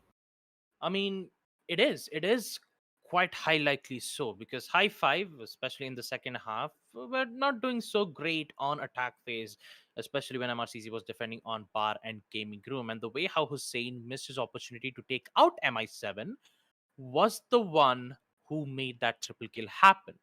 If Hussein would have picked out MI7, and even if that immediate refrag would come in, I would have said that High 5 would have won that attack round immediately, without question, if that early kill did succeed from Hussein. It did not happen. We saw him getting picked out and followed up with that refrag being made from the Mozzie, and then MI7 just started to wreak havoc on High 5's attackers push. They started pushing in from the basic push, which would be opening the walls from master bedroom. They slowly started making their way to take out that deployable shield. And then when they were almost arriving from the main stairs, they started to lose a lot of players. And then MRCZ just casually got that win, winning on first floor bar and gaming room. But yeah, I'd say that MRCZ, since the way how they've played on the defensive side, they can win the map on Chalet. And if High 5, aka Taha, who've made some miraculous plays in the first half, we didn't get to see much more of presence being made from him. We don't get to see a lot of presence being made from Taha. It was just a bit of Hussein, who was making quite a lot of presence on attack. I could give a lot of examples from the previous map that I'm going to be talking about, especially on a map like Oregon. We saw Shindra make an exception of 1v3 clutch when he was on attack playing as the Maverick. The same thing I could be saying from Hussein as well. where he's making some amazing plays. And also, we just got a confirmation that the match is back. So without having any further delays, we can head back and resume the match. Round 8 will commence. And with it, we will have to go in for the pause once again because the player is currently AFK, and I believe that was Hasib. But yeah, first floor kitchen and dining room will be the site. And let's see whether MRCC survives it, putting themselves on match point, or we might see High Five fling back and get those kills. Yeah, just some banters being thrown in the chat that all of our viewers just got to see. Yeah, well, just had to take a quick pause once again. I believe one of the players is not at their seat, expecting the Rios to last a little longer than it ended up lasting anyway. So, yeah, I mean, no one can really blame either side for that. As, High Five are just confirming they are, in fact, ready. Just waiting on Mercenariez' call, I believe, and we will get resuming. Yeah, okay, we are resuming. There we go. Both sides are ready, and the pause has been unpaused. Unpause has been unpaused. Something has happened with the pause timer, and we are now going back into round 8. 4-3 the scoreline. Mercenariez in the lead, now going into the defensive side of things, and things will definitely, be quite. The round is going to be quite interesting. I want to see how High Five reacts to having lost a round post-half and how they come back from this situation. Or do Mercenariez just take things away from here? Just like Baba was saying, there's a good chance of overtime, but knowing Mercenariez, they will want to stop overtime at all costs. Win it out here and save whatever energy they can into the next map. Map 4 is still going to be a long, grueling map. At least that's how I feel about it. And I feel like, both sides here are going to think the same way. Interestingly enough, Frost has been brought into play, and the Frost mats have been spotted. Some of them towards Trophy, that is. Snow, bringing in the 9mm C1. He has made some good work here with, not here, but he's done some good work with Frost before. So, you might just do some more good work. We might get to shout Pogmat on cast once again. We love to do that, folks, as round 8 continues and the drones come out to play. Well, the drones will definitely give information, but let's not forget about the Argus cams, and also not to mention Maker, who's been taking quite a lot of damage right from the particular place. But guess what? The entrance is in towards Trophy. Pugmat! Goes down. So does Hussein. Beautiful shot from Maker. 5v2. Make that an accidental TK from Maker as he takes out Fatar. 4-2 as we see a 3-2 again. We see the Kaid still being available, and now it is Aved all by himself. And my god, was that so fast from Team High Five in towards Trophy. Next thing you know, Maker decided to pop off. 1 kill, 2 kill, 3 kill, which was an accidental TK and a team kill from him too, but he was feeling it. Still, man, that was so quick from MRCZ, and Avidwi has no idea on how to progress at this point. A minute and 30 seconds left. He needs to find where exactly these place locations are.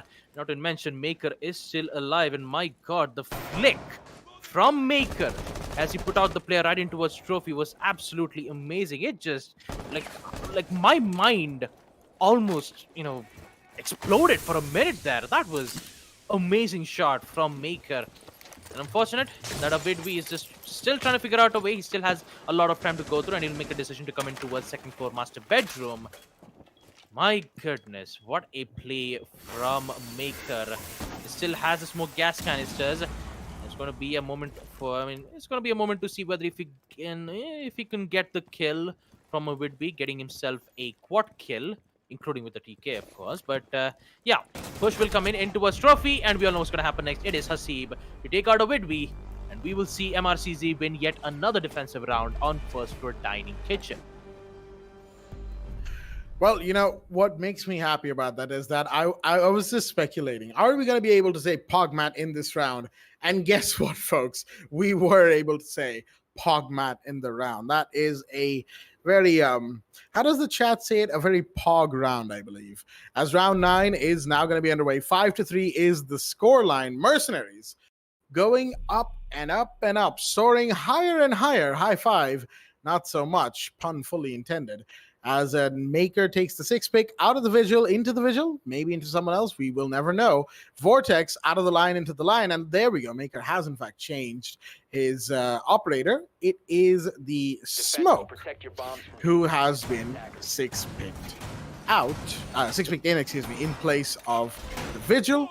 Understandably so. Smoke is probably better to have on Chalet anyway. Vigil is more of a lone wolf type operator, so you just want to, bring in all possible utilities to deny as many things and as many places and as many areas as you can from the side of the attack. Okay, I had to take a quick pause right there. I don't know what happened, but yeah, one round away from match point, because Mercenaries will now go 2-1 up should they win Chalet. And that, of course, is not something that High Five wants. So their reaction in this round, the way they retaliate, and the way they mount a resistance to Mercenaries, that is going to make for some solid plays, I believe. Maker, my goodness, he has no fear. Like even with Hussein opening up the windows in towards Celestis' window, he just somehow just freely, just roams around the side of the second master bedroom. You see the Lions EE1D scan coming in to try to display one or two information from the defenders. But the only thing that Lion is doing is that he's just forcing the defenders to be in a mannequin challenge. Although they did accept to be in a... Oh, I'm sorry, Hussein. Did you just miss Maker? He actually did. And this is the second time we've seen Hussein miss against Maker twice. One, which was he was playing as the Mute. Now second, he's playing as the Smoke. And he is roaming around freely. High Five. Not, taking care of that opportunity, but Shinra will take care of that opportunity too by taking out Fatar and Maker as Hussein makes amends. Makes amends hard. That is something that, Hussein needed to do. I feel like on his screen, he will say that on his screen, he did not see Maker, while us at the spectator did. And that does tend to happen sometimes, as in the meanwhile, Hasib, interesting decision to peek out towards the balcony right there of office. And there are players there, of course, but you might want to be careful of where he goes, as that's the Maverick, which means grenades are about to come in. There we go. ADS is going to catch one. Second one going to go out? No. The Maverick is asking for some, there's some utility burn, that is. Shinra. Just asking for some help. There we go. Flashbang comes in. Maybe another one. No, not quite. Grenade will obviously go in now. There we go. And another Electroclaw goes out. Will that actually stop the breach? I don't know. I don't think it has. No, it has not. The breach is still going off nice and quickly with the kills coming in. There we go. Shinra has now found Snow. Can he find another one? That's a Vidbeat finding Hasib, leaving MI7, the last one standing. Shots fired towards him. They know where he is. The Lion scan goes off. His position given away. That's the Nook. What? Okay, then. What was that hip fire? One tap right there onto the Nook. Unfortunately, that was the only kill he could get in that situation. As, oh boy, as High Five. Yeah, like I said, they were not about to take this lying down. They bring it back for a round, make it 5-4, one round away from equalizing, as round 10 is now going to be underway. This is exactly what High Five requires. A win on Master Bedroom / Office, and Maker has finally been punished for roaming around in towards Solarium, and Hussein made sure that he would not be roaming around like that for an entire round. 6 pick will come in from Asib as it switches from the Kai to the Goyo, having a total of 2 Vulcan shields and a total of 3 deployable shields in total. You have Vulcan shields for 2 from Goyo, 1 from Smoke. And also, you have a good amount of C4s from Fatar, MI7, and Hasib to get most of kills from the attackers at this point. Now, interesting enough, you see Taha bringing in the Nook. It's kind of like it kind of feels like he's trying to taunt Fatar from this. He's like, oh well, in the first half, good performance from Nook. How about mine? And talking about Taha's performance with the Nook in the previous 2 rounds on round 7 and round 8, it didn't favor quite a lot to High Five. but winning bedroom/office is going to be huge. Talk about Hussein bringing in Zero's Argus camps, which gives so much information, and yet again we see that pre-fires being made. Almost would have got at least 1 or 2 attackers right on the bat. Actually, the defenders right off the bat, but still, I believe the player was currently in towards piano, making some slight adjustments with the shield and stuff. As a bit we, oh boy, not good, not good at all, because that is MI7, and also the confirmation that the diffuser has been dropped right outside the building.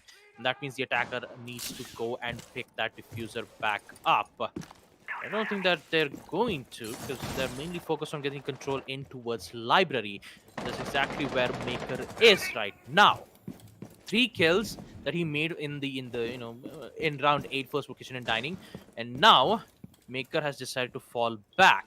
Is this advisable? Although the attackers doesn't have the control on library, they just have good amount of information. And Vortex, look at that. Beautiful headshot to take out Snow, as now it's 4v4. Equalize man count, but not for too much longer. The way this is going, Hasib is a little low on HP, but Hussein will find Maker in the meanwhile. The Lion went for a bit of a 360, but that does not matter. Hussein with the double. Shinra goes down to Fathar as well. Everything is falling and happening at the same time. Hasib finds Vortex, and it's all now up to these last 4 on the map. Taha and Hussein versus Fathar and Hasib. C4 goes out, does not find anyone, but does open up a nice little angle right there for Fathar that he will be more than happy to use. Question is, how much can they use it for? Taha comes back around to peek that. Now it's all up to the captain, Hasib. Come on, he can probably do it. I hope he can, for the sake of the match and for the sake of his team. But at the same time, High Five will hope that he does not. And there we go, Drone will spot his rough location, give it away, and he will just fall back nice and quickly into Mudroom. Just wait for a drop, for any sign that, High Five are looking for him. And the drones, of course, are an indication of that. Unfortunately, not able to get that drone. Finally will. Diffuser being dropped, of course, helps him in this instance, but he's got to be so careful going up white stairs. There is somebody up there, and he's going to decide to walk. That pre-fire gives away that there is somebody up here who is since long gone. Hasib has made a full turnaround back into the site. Diffuser needs to be recovered here and now, but no, Taha! He went out the window and decided, wait a minute, should I peek back? He should. The pings gave it away as well, and that, of course, led to the downfall of Hasib in that one quick moment that seemed to stretch for an eternity, and then back to nothing in the blink of an eye. Ooh boy, round 11. And we are now headed very quickly to the round of ones. 5-5 with the scoreline, as Mercenaries or High Five could be the first to take the lead and match point. Who will it be? This round is where we find out. 5-5 equalizer is in. High Five will win both of their important sites, Master Bedroom Office, Bar and Gaming, and MRCZ decides to go into the same site once more. Will we see MRCZ fling back, or will High Five continue their aggression? Talk about most of the players who just got kicked out quite early in the round. I think that was Maker and MI7. Not to even mention Fathar, who just got picked out quite early in the round. And High Five, they are feeling it right now. And Hussein, who's been doing quite a lot of work for the team. Not to mention Shindra with the grenades to try to take out most of their important utilities. Now, for a moment there, in the previous round, I forgot to mention that the attackers did drop out their diffuser. And since Hasib realized that they went back to bring back the diffuser, he decided, since they're going to go back, might as well just enter in towards the site. And since knowing that Hasib had so low on HP and the Vector, which has good fire rate but deals less damage, it's just very difficult to contest long angles like that. Although, don't get me wrong, the long angles, some of the players have good accuracy when it comes to using that holographic start on any particular weapon. But still, it just requires a lot of sheer patience and also good reflexes in the other hand. Hasib was there. He thought that, he thought that maybe he could challenge the angle taking out Fatar, but looks like Fatar was the one who was faster. Actually, not Fatar, it's Taha. I do have to apologize. I mean, when I say Fatar, I think of, when I think of Nook, I think of Fatar and not Taha. Again, sorry Taha, you did an amazing job getting those 2 kills, but yeah, even I got confused in the process. But for now, action phase is in. The first phase of the early phase where High Five is trying to find out some particular players via the attack drones, and now they just have to worry about getting those kills. And with the inverted rappel being made from a bit B and the kill coming in from Hussein yet again, this is going to be huge once more for High Five. Big drop. Mute of the board. That is, more importantly, MI7 of the board. They still have 4 more players, that is, Mercenariez, who are looking for a few more kills. No, I don't know if chasing that drone was the right idea because there's somebody approaching, but oh, what a shot! Shinra, oh no, he's going to be feeling that one in the morning. But there's the Nook, there's Taha, and that is a retaliation. Snow is now off the board, and Hussein goes down to Fatar as well, who's looking for the Nook. Can he find him? No, not quite. Pinks come out, but of course, Taha is too quick. He runs back down to basement as the drone will see where Hasib is. Fatar is still watching on top floor. You can see him waiting for any indication of the fact that Taha is about to make his way back up there, but Taha is not, of course. And that means Fatar will move away from that peak. He has dropped down to the first floor as more pings are going out above, below, and all the likes. There we go. The smoke's position given away. Maker, that is. Flashbang goes out. Will that find anyone? No, not quite. Hasib takes a ton of damage right there. He is still fine. Fatar not so much though, as Vortex finds Maker. That's gonna leave Hasib, the last one standing. The Goyo needs to do something about this. Can he get one? He does. He gets, Taha gets Fatar, and he gets the refrag onto him. But can he find the lion? Yes, he does. Avoids the lion scan smartly, but now he's been spotted. It does not matter. Hasib! Lion scan or not, he does not care, as he will just kill everyone and put his team on match point. Ooh, somebody stop this man. Is that the second clutch in this match? Yes, sir, it is. Hasib for the Prowl, and Hasib and Mercenariez edging closer to the win.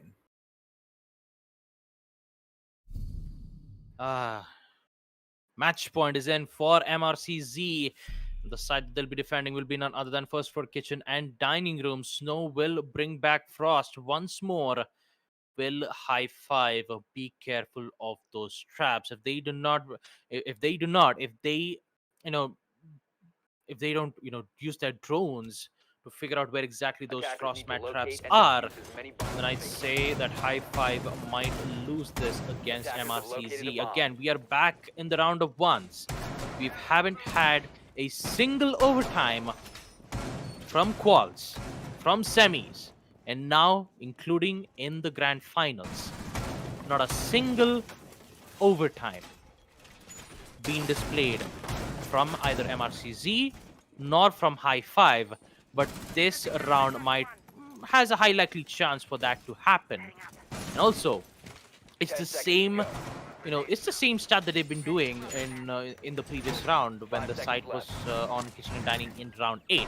It's the same positionings, same gadget placements, and I hope High Five would realize this and they be very, very careful about most of their positionings. Now, Hasib was the only one who made that clutch happen 1v3. MI7 has been silenced. Next one Maker has been silenced. Not even mentioned, Fatar has been silenced by Shinra and Taha. Those two, these two players on the side of Team High Five has been silencing them time and time again.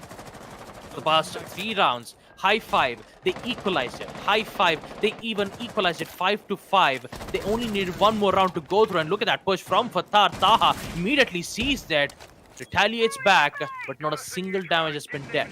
The grenade will be thrown out. Will it go near the hatch? No, it won't, as the library will be explored to make that vertical lines of sight.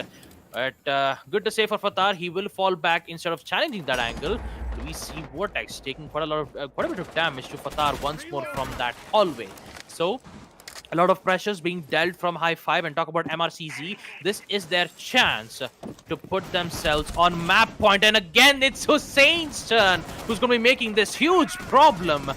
And look at that. Taha comes in with the rescue to take out next one Maker. A 4v5. Hussein is still down. No one is going in for the revive just yet. And MRCZ still has the upper hand almost when Maker do try to, take out Hussein at that point. But with Taha rescuing his teammate, I believe he's just going to go upstairs once more. But will Fatar sees this? Will Fatar take out Maker? And with the windows being Attackers opened have up, located a bomb. Fatar not being able to see that opportunity. Wait, is he gonna head in? Yep, the prefires will come in, indicating that Fatar, actually not Fatar, Shindra will have to head in towards that window. Taha comes in, double kill as he takes out Fatar. But where is that revive? There you go. The revive will come in. High Five will make sure that this will be in overtime as we proceed to the 1 minute mark. Don't count your chickens before they hatch, folks. There is still Snow, Hasib, and MI7 remaining. And given Hasib's clutch in the last round, things could still go either way. Let us not forget, as a ping goes off, they know exactly where this breach is going to come in towards. The bedroom push is about to happen. MI7 is ready. Hasib is ready. Snow, interestingly enough, is not with these two. He is down below, just holding sight, Excuse me, they're holding down sight.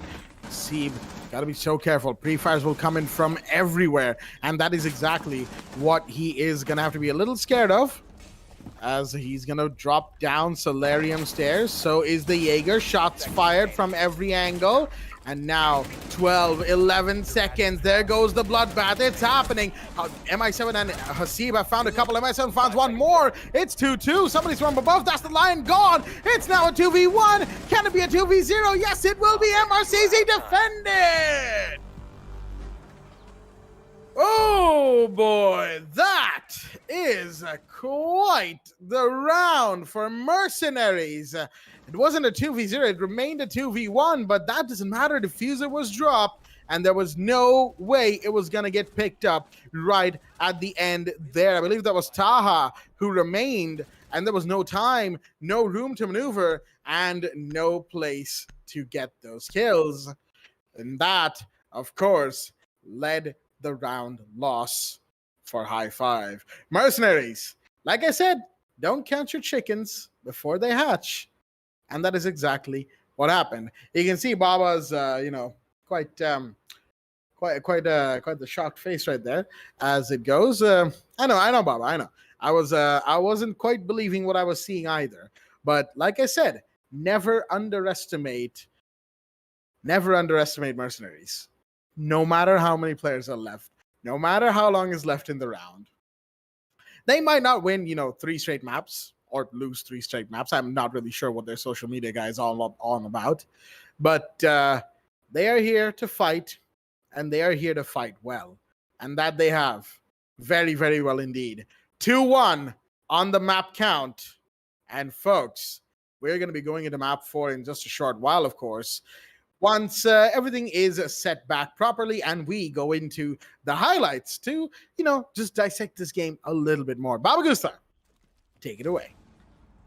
Where do we begin?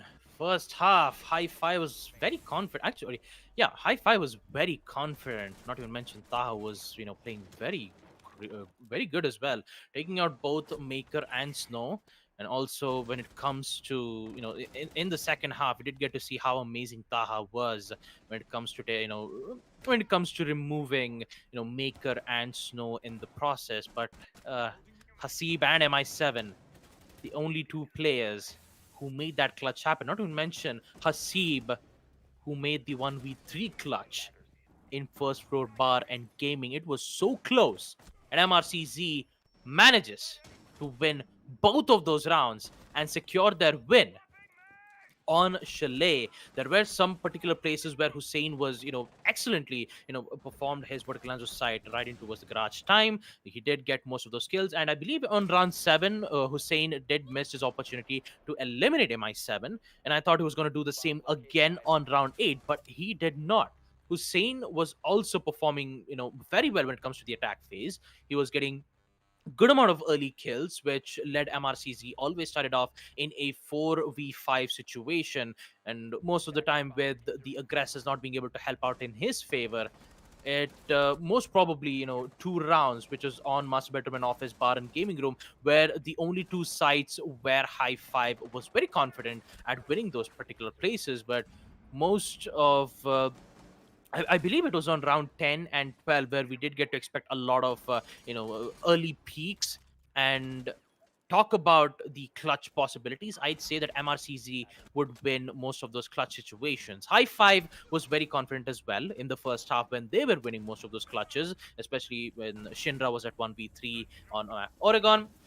Second half, there was quite a lot of clutch situations where Hi-Fi couldn't get to win, mainly because it was just 1v4 or 1v3s that they had to go through on a map like Consulate. But Taha, man, he did quite a lot of work, and he did a lot of work to put themselves back on track, but they couldn't get to manage eliminating both Hasib and MI7 2v4.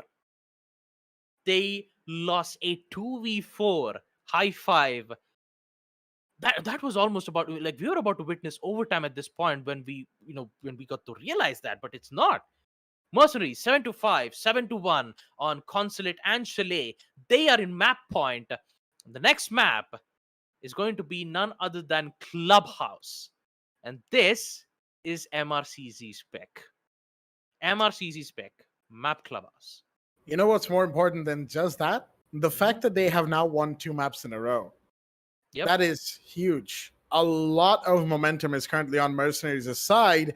More so than that, they are looking just all kinds of strong.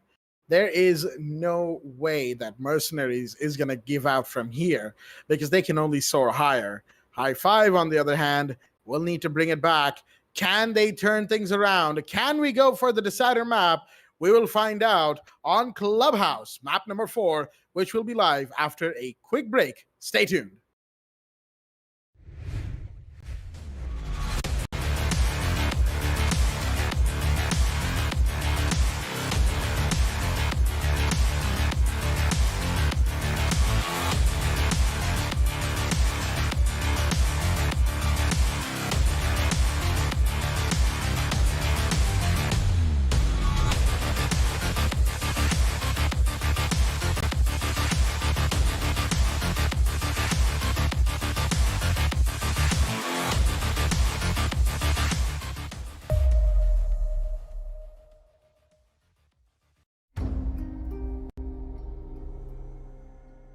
The partnership with AMD has been great. In Far Cry 6, the team has built the most ambitious open world in franchise history, filled with lush tropical environments and decaying urban landscapes. To push the visual fidelity of our game and immersive gaming experience, we've been collaborating with AMD to implement next-gen rendering techniques like DirectX ray tracing and AMD Fidelity Effects features. When implementing these next-gen features, we were challenged because we want the majority of players to have an enjoyable, smooth experience without having to turn their settings down. Using upscaling technology like AMD Fidelity Effects Super Resolution helps us address this problem because it means more players can enjoy Far Cry 6 with their graphic settings cranked up and without compromising frame rate. FSR is a cutting-edge spatial upscaling solution. It's easy to integrate into our development pipeline, and it delivers substantial performance boost while retaining excellent image quality on the highest quality setting. Additionally, we believe AMD's GPU Open and the support for open standards and platforms drive innovation forward. We can't wait until October 7th when players will finally get the chance to see all the hard work we've put into Far Cry 6. It's very exciting that we're getting closer to showcasing to players the game, powered by the latest AMD technologies.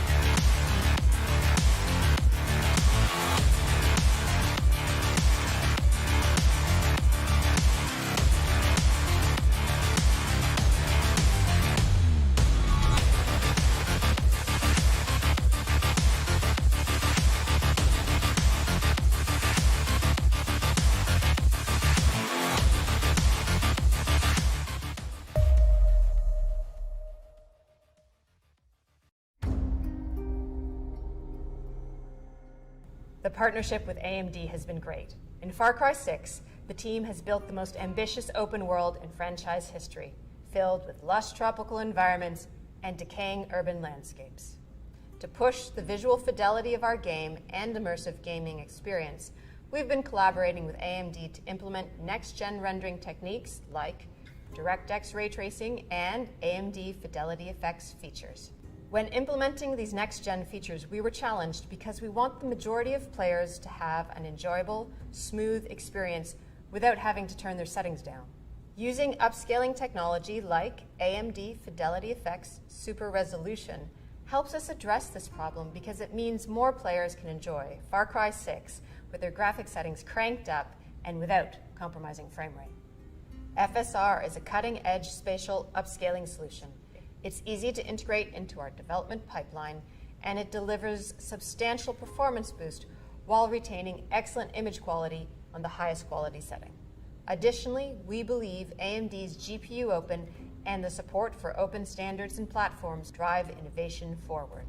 We can't wait until October 7th when players will finally get the chance to see all the hard work we've put into Far Cry 6. It's very exciting that we're getting closer to showcasing to players the game, powered by the latest AMD technologies.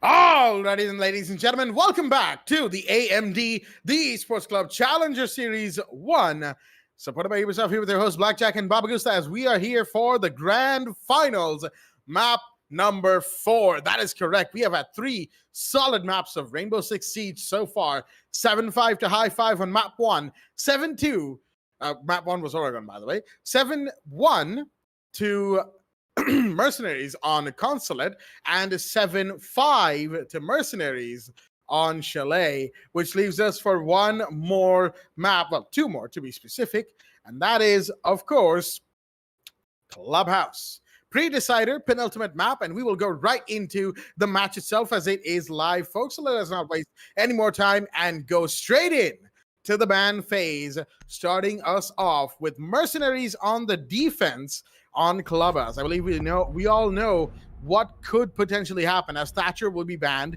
No surprises right there. As what was I saying again? Yeah, High 5 on the attack on the map. That is Clubhouse. Once again, zooming back to High 5's game yesterday against Monkey Hunters, they were attack on Clubhouse, and that was decider map. They were 4-2, 2-4 down on the half. Monkey Hunters were in the lead. And then they made a 5-1 comeback on the other half, winning it 7-5. Now, admittedly, Monkey Hunters yesterday were a little all over the place, a little shaky, I feel like, especially on that second half. But this is Mercenaries, and a Mercenaries who is in form, arguably some of the best form that we have seen from them in a while, which means, they won't allow High 5 to make a comeback should things go south. And that means that High 5 need to take the lead early or suffer the consequences else, if you will. As some friendly banter gets thrown in the chat between Taha and his former teammates, of course, they are all friends as well. Excuse me, there you go. Hasib says, apparently Taha going monkey sounds like a freebie. Well, unfortunately, we don't have the Monkey Hunters in the house. But regardless, round 1 will be underway, and we're headed to Basement Church and Arsenal Room straight off the bat from Mercenaries. As I've kept the man for the mic long enough, Babagusta, take it away. Thank you for that, Jack. And here you go. A map point for MRCZ. 2-1. If they get one more map win on Clubhouse, then MRCZ will be declared as the champions. But High 5 still has some fight in them left, because the site, or should I say the map, is Clubhouse. A very familiar map for both the teams. It's all about the way how it works. It's all about how the attackers would go in for the execution. It will be the similar nonetheless. You know, if the attacker holding in from the main stairs angle, you open up the opening up kitchen hatches, stock hatches, as well as the bar hatch to make even more lines of 10 sight. seconds to go. The only difference is whether if defenders do decide to go in for an extended 5 room, seconds to insertion. if they do try to bring in some promos, will they or will they not? That's the biggest question. We're about to find that out in the action phase. There you go, round 1. Basement Church and Arsenal Room for Team High 5. Map point for Mercenaries. And we will see Shinra started off by spawning in towards the construction site. Now he will have to open up the CCTV wall, in which he is, interesting enough, all by himself. Where's the other 4 players on the side of Team High 5? Actually, there is. Ace is right behind him. He already thrown his ace amount of beat charges. They open, they remove the mute jammers as well. Now they will have an angle to take care of. Maker, on the other hand, will be in towards logistics office. And talk about the attackers, though, from High 5. They're slowly making their way. Maker knows exactly what's happening, and the first frag will come in from Fatar, taking out Hussein. Maker going so aggressive. This is not advisable for Maker to be making such plays like this, as he'll be detected from the attack zones. He has to fall back, followed up with those pre-fires being made, and he will he will fall back into the bathroom side. But Shinra, he is angry. 2 kills from him as he takes out both MI7 and Fatar, while Vortex follows up with the drop round from the hash to take out Maker. A 4v2, while MRCC will be the ones in trouble, and Snow will fail that gunfight nonetheless in the hands of Taha, that is. And now Hasib will be the last man standing, the captain of MRCZ. Nays will be thrown on in towards the blue sides. He is detected. He has to refrag, but it is too late, I believe, because most of the players on the side of Team High 5 is sprinting around to take the final kill, and it's going to be none other than Shendra, who's going to be getting 3 kills in the first round. A good start from High 5, as they will win Basement Church in Arsenal Room. Fantastic start from High 5. I mean, you don't usually see attacking sides on Clubhouse be that aggressive and get away with it that well. I feel like Mercenaries were probably not expecting High 5 to start off just so aggressively. And that means that they themselves will need to be far more aware of what's going on and far quicker in their setup. They need to get it done ASAP. And that means they need to start and not waste a single second. 6 pick out into the Mozzie, which means we will see the Mute Castle Mozzie combo, which means, say it with me, folks, extended roam hold on a Clubhouse. I mean, I like how it's turned into a bit of a meme as well, because everybody, excuse me right there, everybody is just doing it as soon as they come to Clubhouse. It is a popular hold that works very well, and more so than that, you can shift around a few aspects about it to fit your particular playstyle as a team, and that of course makes it even more popular than it would have been otherwise. But then again, it is just done so often at the same time. I don't mean to jest too much, of course. This is going to be a fairly serious map between these two teams, that is. And with round 2 now going into the action phase, I think we can all assume, and correctly so, that High 5 will remain a little aggressive, but they will change their direction. At least I hope they change their direction eventually. Maybe going from dirt, maybe just run down the main stairs. You never really know, as, wait a minute, who is that so aggressive on that CCTV wall? That is the Mute Fatar. He's not letting anybody in. Shinra has seen that, and the call out has been given. A little bit of damage done to him, but Hussein's gonna go down. Maker's here, and that is the first drop and diffuser drop right in front of the Mozzie. Info's been given for MRCZ, and now High 5 is in big trouble because the diffuser has been dropped right from the garage entrance, and now they will hold it. I believe High 5's main concern would have to get back their diffuser, as meanwhile we see Fatar going so aggressive once more, taking out the drone, followed up with the C4, won't connect nonetheless. And talk about time, it is 2 minutes. Hussein already gone down in the hands of Maker, and Fatar still wants to contest this hatch.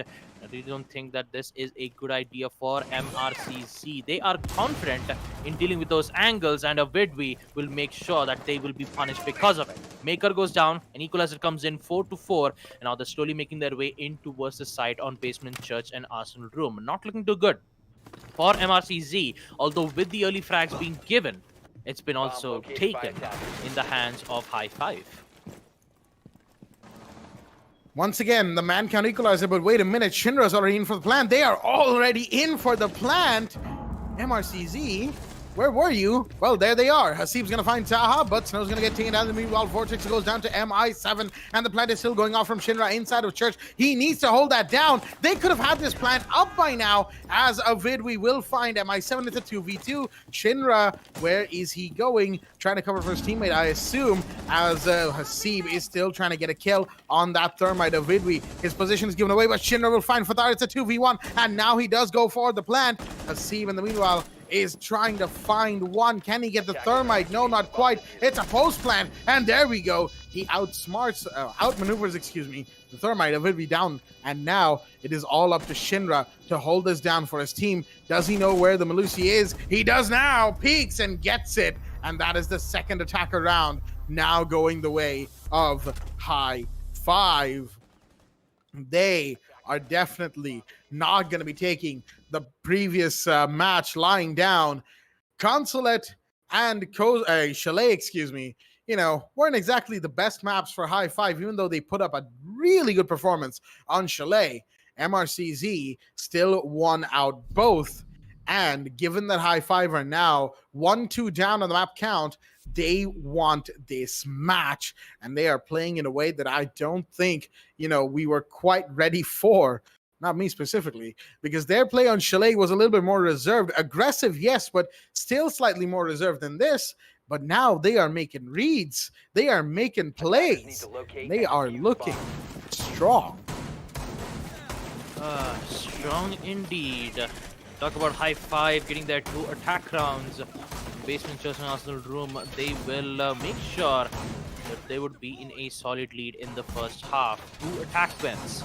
MRCZ not looking too good though. Even with Shinra, who had the diffuser in hand, went in for the plant in towards the church. The reason why he decided to not go in for the plant is because he was mainly, it's mainly because he was worried about the other 2 players. So he was just waiting for them to, arrive at the right time. Shinra saw that. He eliminated Fathar out, and he succeeded in planting the diffuser because most of the time he was just providing Shinra the amount of best covers that he had. He did exactly that, and he did succeed evidently so.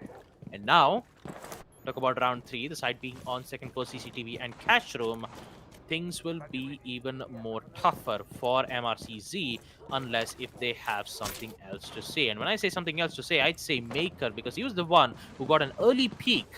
And he even got the information saying that the diffuser had been down in towards the garage side. They had the advantage right from the get-go. And then when High Five realized that the diffuser was down, they knew that MRCZ would go aggressive, and they decided to just focus on the task at hand by making huge distractions in towards the site itself. That led MRCZ fall back towards the site, and High Five took use of that advantage. Brilliantly played from High Five. And talk about round 3. They will succeed in opening up the CCTV wall nice and quickly. And look at the Mozzie. He picks out one, taking out Awid's Vortex, who was trying to open up that wall. But he will get the refrag nonetheless by taking out Maker. 4v4 equalizer. And guess what? It's the hard breacher once more. How will they open up construction? Well, they don't have to. And Fathar sees Shinra running away to safety. But it's too late. Fathar sees it, and he claims the life, putting themselves in a 3v4. Tough position right here for High Five. Vortex is low on HP. Shinra and Avidwi are down. That's your hard breachers gone. Hussein is still there, mind you. Construction wall doesn't need to be specifically opened, of course, as it has been left soft. Mercenaries thinking ahead, realizing that having construction wall reinforced off the way it normally is probably isn't a good idea. So they decide to play aggressive, fight fire with fire. And so far, it's given them some dividend.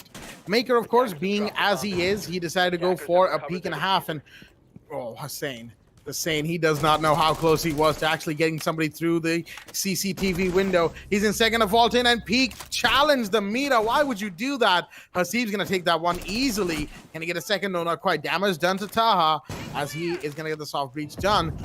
Better late than never, I guess, but is it too late is the question. On the other side, we have Vortex down below trying to catch somebody. He's going to go down to MI7. It's a 1v4, and High Five look like they might just end up losing the round. Peeking, the shotgun's peeking. It's all over the place. Taha is not looking too good. C4 comes out. Will it find him? No, it doesn't. He does find the Mira regardless. Hasib goes down as a 1v3 now.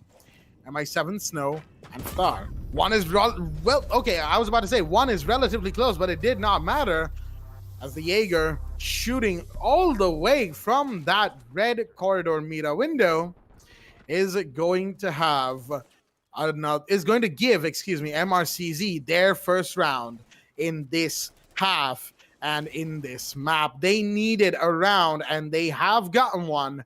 2-1 is the scoreline. High Five still in the lead. Well, that power hold positioning from the mirrors, right from that red stairs hallway, really did give them good amount of angle to be holding out on both construction as well as on CCTV. I mean, in fact, they didn't have to worry about CCTV because they exactly knew where High Five was pushing from, and they played it well. MRCZ, great job from them. They will win their first defensive round on CCTV and cash room. Now they're gonna have to go in on second floor gym and bedroom and talk about Maker, who accidentally throws his C4. You always have that confusion, you know. Goyo having the Vulcan shield, you always mistake yourself knowing that you have a deployable shield, so you clicked on the gadget in which it has a deployable shield, but in the end it's not. Confusion happens, you know. It happens for all of us, but still, great plays from RCC from the previous round, and Hasib will decide to bring in the castle this time and leave the Mira to Snow, already making vertical lines of sight, and I believe the mirror will be placed in towards construction, where you have good amount of information, but the only problem that I'm mainly worried about is how will you take care of the hatch in towards logistics. Pre-fire will come in from the Ace's AK-12, won't be able to find any casualties for now. And talk about time, and talk about the default cams not being destroyed in the hands of High Five.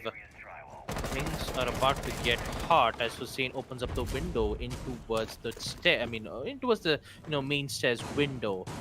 The side being on second floor gym and bedroom might be a bit difficult, and the way how Snow made that vertical lines aside, yeah, there is high likely a chance where a grenade throw might happen. And look at that, Hasib takes one, and Shendra continues his aggression, taking out Hasib, equalizing it 4-4 immediately, gains the control on cash room. This is exactly what High Five is capable of. They have the element of surprise. Shendra is the one who is capable of making a surprise element like this, and if they just keep continuing making that surprise attacks, then maybe we might see High Five come back in a good fashion. There is a chance. 4v4, as right now, all it comes down to is who gets that next pick, and the next one after that. Fatar, he sees that window being broken open by the ace. Hussein was relatively close. He has since moved, of course. Taha coming in and out of CCTV just to get that diffuser. They needed it. Now they have it. Now they've dropped it again for somebody else to pick up. Taha, of course, he doesn't want to be the diffuser guy because if he carries that... What do you guys have against Hussein? I swear. There goes the ace after a botched grenade from Vortex is going to take him off the board. Another grenade does come in, but Shinra, oh, that was a very aggro push right there on the Mira, but Snow is too quick on the charge. Thought I was going to get taken down as the push in comes in, but it doesn't matter. Snow gets a double. Vortex is now off the board after trying to redeem himself after that, botched grenade, as it were. Taha, now the last one standing. Can he get this round for his team? Nope. There we go. Snow, with the element of surprise from behind the black mirror, is going to finish it off for the defense. MRCZ bringing it back when they needed to, and doing so quite well indeed. I mean, definitely helped by the fact that the ace and the AK-12 were just deleted off the map. And Hussein, once again, poor guy. That's what, twice now in this match? I don't know. There was a team kill on Consulate. I just don't know if it was on Hussein. But yeah, twice now in this match that is accounted for. And High Five continue to make that weird mistake, as it is now 2-2. Mercenaries have equalized. Yep, equalized it Attackers need to is. locate and defuse MRCZ bomb. bring it back, and High Five is facing the same issues again. Talk about Maker switching his role from an anchor to a roamer. He will decide to bring in the Vigil this time, hopefully to try to hunt the attack's drones. Now, currently, all five drones. Apologies. All five drones are still in the defender's side, and when I said almost like that, one of the drones do get taken out from the attacker's side right now. So less drones means more power for MRCZ to have, to give less information for the attackers, and they'll be forced to use their other drones, in which they will have in their Attackers are pockets. heading out to They could defuse use the it to bomb. gain even much more information. But for now, action phase will come in, and with some slight changes being made from the optics on the defensive side, will we see that element of surprise from Shinra once more? It did favor them in the previous round by taking out Hasib, getting that immediate control from Cash, but that was the only aggressive plays that we saw from High Five. We need to see them, we need to at least see them do more, as Maker sees the breaching torch being made right from below to take out the mute jammer, so he will immediately reposition himself back from the garage, and now he is going to go in for the trick. And also, not to mention, I believe he might be able to go in for a run out right from the garage entrance. Is he going to do so? That's my biggest concern. But no, look at that. Hussein will actually deny that run out by taking out Maker, putting it in a 5v4, whereas High Five has now gained the upper hand. That is unfortunate for Maker. Wanted to do something big for his team. Got taken down for his trouble. As in the meanwhile, first kill, but MRCZ are still, going to be looking strong. They're going to be looking past that fact very quickly. They will have already moved on from that fact. And Vigil, of course, quite the, lone wolf type of operator who can do a lot by themselves, but not necessarily too much for the team other than, funneling the attackers away from the defensive site. They really want him dead. Vigil is very dangerous because he can dodge your drones within a 12-meter radius, and that is a long radius, a large radius, I should say. Long radius, okay. Large radius to have on hand. Regardless, MI7 sitting inside of blue, just setting up a few final things, making sure that rotate is as clean as possible. Fatar face checks the face checks the hatch drop outside of church. As in the meanwhile, not much happening actually. It's gone into a stagnation, the round that is.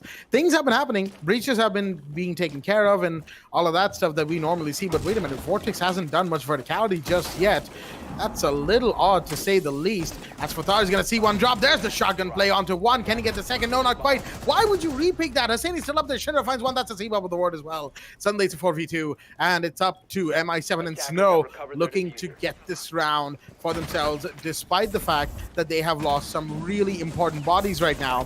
MI7 peeks aggressively on the breach, finds Hussein. Can he continue sticking it out here? There's somebody coming down the main stairs. He will see them. That's the sledge going down, but it's a 1v1 because Snow comes in with the repeak onto Taha, and Shinra found MI7. There's only 6 seconds. Diffusion needs to be planted. Where is it? It's not with the Maverick. It does not matter either. Snow is here, calm as anything, watching the same, that one angle on the bomb onto the church door. And once again, we got to see a mix of everything. We got to see some Fatar shotgun plays that we have come to love and appreciate. And we got to see Mercenariez sticking it out despite having 2 players alive. High Five making a ton of mistakes right now. Is this that situation where the team kill leads to a map loss? It's happened before. You can't tell me it hasn't happened before. That and the fact that, Music J, Real Seed Sports, down in the chat just pointed that out as well. So I'm kind of getting skeptical about High Five's chances right now. Even if as a joke for the time being, there is a little bit of skepticism in there because of the way that things have been progressing for the last 3 rounds. At this point, I I mean, I do have to agree with Music J on this one, Jack. I mean, come on. Consulate, so many TKs. I mean, the only match that they didn't have a lot of TKs would be on Chalet. I mean, even though MRCC did win it out 7-5, I mean, the one who made the TK was none other than Maker with an impressive SMG 11 plays where he accidentally killed his teammate. But 10 seconds remaining. still, I wouldn't say that that was the main reason why High Five seconds loses left in the before first place. It's insertion. just that every time when they try to do one specific job, Attacker's objective is to defuse when it the comes, bomb. throwing out the grenades, maybe opening up lines of sight, somehow or the other, either a grenade or a shot happens, and it happens by accident. And it's just so unlucky for High Five to be dealing such, difficulties that they had to face through. And next thing you know, MRCZ took use of that advantage. That would be Fatar, who would always love to go aggressive with his, mute. I mean, he's using the mute with the M5 shotgun and the SMG-11.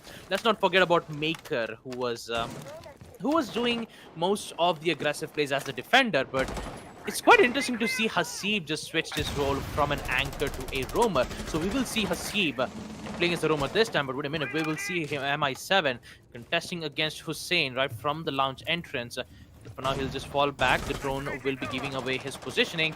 And again, he's thinking about going to, engage that gunfight once more. And Fatar is currently in from CCTV once more with the SMG-11 in hand. And talk about quite a lot of, the attackers was taking quite a lot of time to get in towards the building. Although they succeeded in opening up CCTV, now their main focus is to get to the garage entrance. And Hussein is a bit more worried about the run out being made, and he should be, because Hasib was the one who's going to take out Hussein. Big drop again for MRCG's side as he takes out Hussein. And that is once again the hard breacher of the board. You remember how I said in the last map, Hussein either getting shot by the enemy team or blown up or shot by his own teammates. That is what is going on. Hussein, very unfortunate right there for the boy, as he is off the board. But there are still 4 more players from High Five, and we all know that their aggressive plays can sometimes yield some good dividend. Oh, Snow almost had the head of the lion right there, but MI7 and Fatar bring in a double, make that a triple. Maker onto Taha. Vortex is the last one standing. Has lion scan on one, and that is MI7 off the board. Oh, beautiful shot on Fatar as well, but shots fired from the construction hatch. That is Hasib to finish it off for his team, and that is going to be another round for Mercenaries. What is it now? 4 rounds in a row that they have won after High Five took the first 2 with such impetus. And now, unfortunately, High Five are looking not so great. Round 7, 4-2 is the scoreline. Mercenaries looking mighty strong. Well, mighty strong. And let's not forget, they are so close to win against High Five's best of 5 and conclude as the champions of the AMD, the Challenger Series for Rainbow Six Siege. There is a lot for High Five's, there is a lot that High Five is thinking right now. They're just trying to get themselves back up. They're trying to realize what mistakes that they're doing. They're trying to stay themselves, they're trying to, stay composed, make sure that they won't make those mistakes once more, because they've already made tons of mistakes way back in the first half. 4 defender wins back to back in the hands of MRCZ. 2v4 clutches being made. TKs. Not good if High Five keeps making those mistakes over and over again, and that too on a best of 5 match. I believe that it's getting to them. It's getting to them realizing that, hey, I need to be careful when it comes to throwing grenades. I have to be careful when it comes to making pre-fires. And MRCZ is just casually, waiting around to let High Five make their plays. Talking about the optics, we will see Hussein bringing in the, Mira's mirrors. And it will be MRCZ, the one to be on the attack phase. Let's not forget about Fatar bringing in the Nook this time. It's mainly used for the weapon as well as the grenades, which is quite favoring a lot for Fatar this time. Talk about Shinra already dealing quite a lot of damage right from the main stairs. It's best for them to fall back. It's best to not give the early kill for MRCZ just yet. And Maker He's slowly making his way in towards the billiards room and also getting the control from the main stairs. This is exactly where Goyo was, and I believe it would be best for him to fall back from the side, and he's going to do exactly just that. So High Five being cautious as ever. He'll just wait for MRCC to make their work, and the Legion 2 mines will get taken care of from Fatar. And with that aggressive peak, will he win that gunfight? No, Legion will win that. Meanwhile, we see Snow taking out one of his players. But wait a minute, Taha is experiencing some issues, and I hope he shouldn't have to. Oh boy, Taha. Let's hope he will come back at the right time. Oh no. Nope, he does not, and looks like High Five will be facing troubles once again. Yeah, well, possibly the worst time for Taha to have disconnected right there. He's going to have to, look into whatever went wrong and fix it as soon as possible, as his team has been left in a 3v4. And we all know what happens when you give Mercenaries any ounce of advantage. Shots fired, that's an LMG Zofia Hussein. You have to be so careful. He's going to cross over nice and quickly. And I don't think that the Zofia saw him. He's going to cross over again, safe as anything. But minute 17 actually on the clock, as Mercenaries are just, they're just, holding angles, waiting for peaks. Will the Thermite see it? Yes, he does. Hasib takes it. You don't expect him not to, and he will find the Mira as well. 1v4 of Vidwi. Last one standing. Where is he? He is inside, or was inside of the church meeting, the church hatch room, and well, he went to the hallway, got taken down, and that is the round for MRCZ.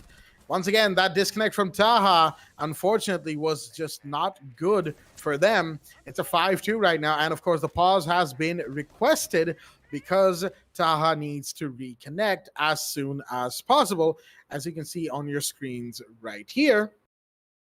MRCZ 5-2, 1 round away from series point. 1 round away, well, 2 rounds away actually, from winning it all. And folks, this could be it. Map 4 could be it.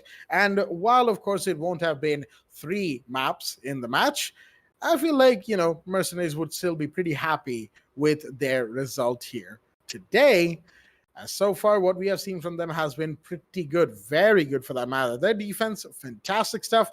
Attack, they were equalized until Fatar disconnected. And, they were equalized until Taha disconnected. I accidentally said Fatar right there. But yeah, Taha disconnected, and they got to get him back. Other than that, it was a, once again, good attack round. Well coordinated, well thought out, and well droned, most importantly. Drones are just so important, and Mercenaries, looking at them, emphasizing on drones as well as they are, you love to see it, always 100%. With all that being said, 5-2, Baba, what are the chances of a comeback from the side of High Five? Because they were in a similar position yesterday, if you remember correctly. Yeah, I still remember. This was like twice. We've seen twice that High Five face issues in the first half, and then in the second half, they would just immediately bring it back up. And yeah, I just have to talk about High Five. I think, these guys deserve a pat on the back because they've done so much work. Although, it's the numerous amount of TKs that they had to deal with, the amount of mistakes that they had to feel, going up against MRCZ. They're going up against the Titans of South APAC, and High Five giving an amazing performance in a best of 5. It would have been 3-0 immediately. But this, them winning their first map on Oregon 7-5. And then, yes, of course, on match 2 and 3, they had some huge issues. But 7-5 again on match 3, Chalet shows that High Five is still capable of winning this map. There's high likely a chance. And with the pause timer coming to an end, and I believe that Taha is back, we will resume match number 5, round 8.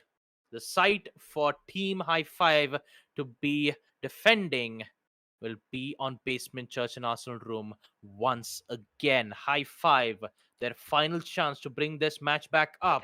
The same thing can be said to MRCZ because they are so close on winning the entire tournament of the AMD, the Challenger Series for Rainbow Six Siege. This is a huge opportunity. I wouldn't say a huge opportunity for for MRCG. They're almost on their way. They are near. They're almost near their destination. They just have to go through.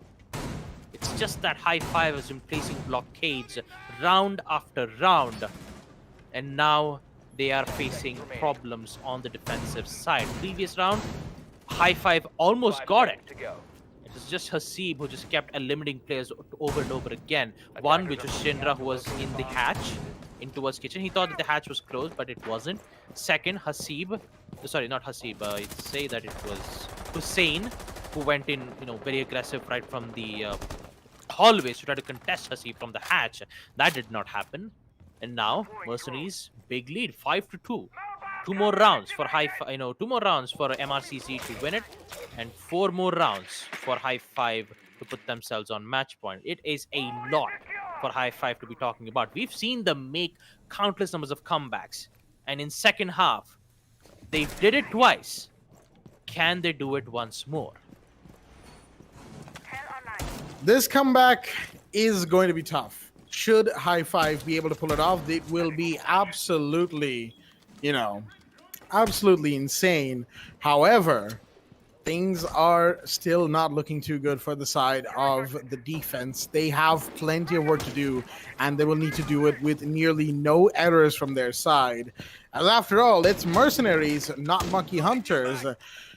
And, there's going to be a lot less room for error, I feel. Generally speaking, when you're going up against Mercenaries in a long-form game like a best-of-5, Fatar watching like a hawk on top of blue stairs just behind the railing for cover as well, but he's not going to see anybody just yet, and he knows that. Avidu's going to take a bit of damage in the meanwhile. C4 goes out. Is he going to find anybody? No, it does not, as the gas grenade goes off to try and deter the Maverick. Unfortunately, it doesn't do too much. Some bullets are expended, but Avidu has to get a bit of damage, and that is all there is to it. Hatch will be breached. Finally, there we go. Now the gas grenade will be able to go through, but Fatar will be able to go through with his kill, and that is Vortex of the board. Verticality being put into use. And with Vortex down, it is now a 4v5. Kitchen hatch has been breached. High Five once again being forced to back off. Can that shot connect? Yes, it does. Taha finds Fatar. That's a kill that they absolutely needed. And going into the last 50 seconds, 4-4. Now things are going to get heated.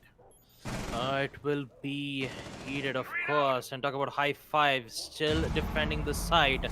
And MRCZ is losing a lot of time. The hatch has been breached, so does the smoke. And I believe Hasib will drop it down and keep that in mind. Taha is still alive, but Hasib survives that gunfight. Meanwhile, we see next one, Maker defending him as he takes out Taha. Yet another kill coming in from Maker as he takes out a Widway. 2v4. High Five has slowly started to fall apart as MI7 takes one more. Hussein is going to go down as well.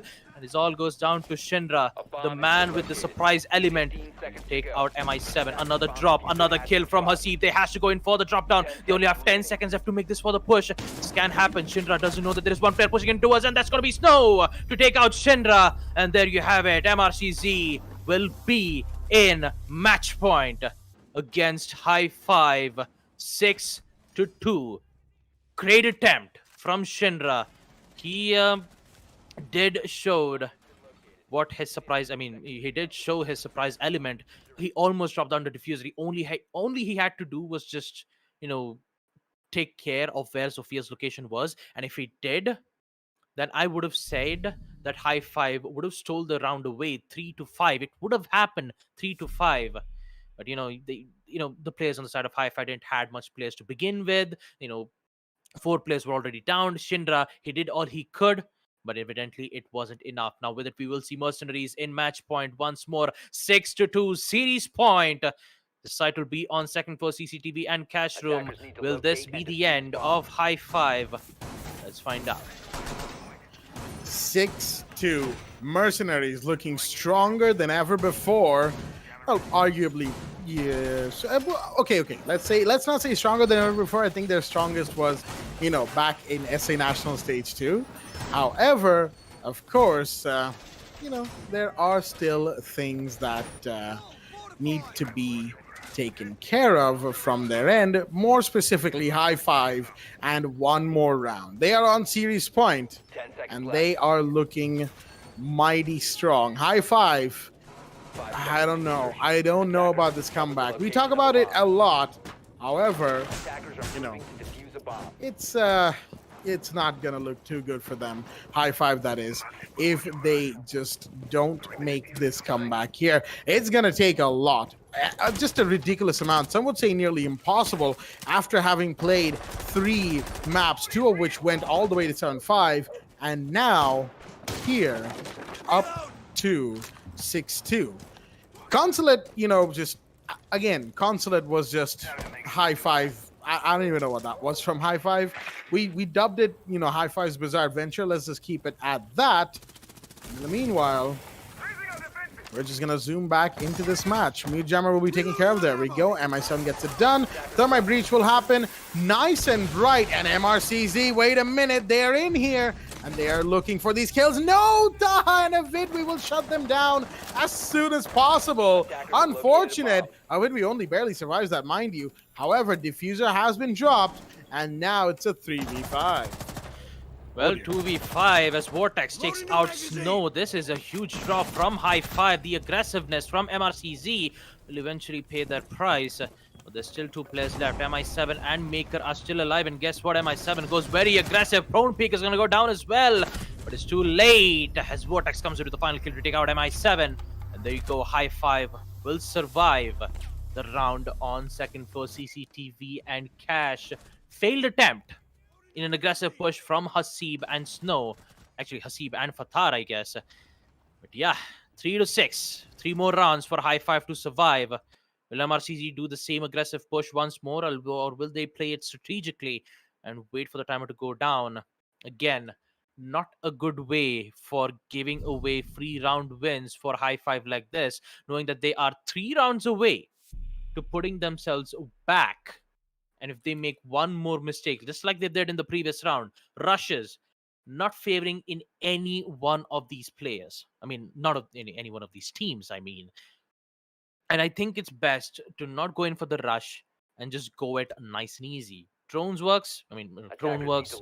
Opening up the hatches, then slowly making their way towards the site. And it's going to be even more difficult because the site will be on second floor gym and bedroom for both the defenders as well as the attackers, I meant, unless Shindra figures out a way to defend all, so to successfully defend the place on cash room, because that's the main part where MRCZ will make their main push.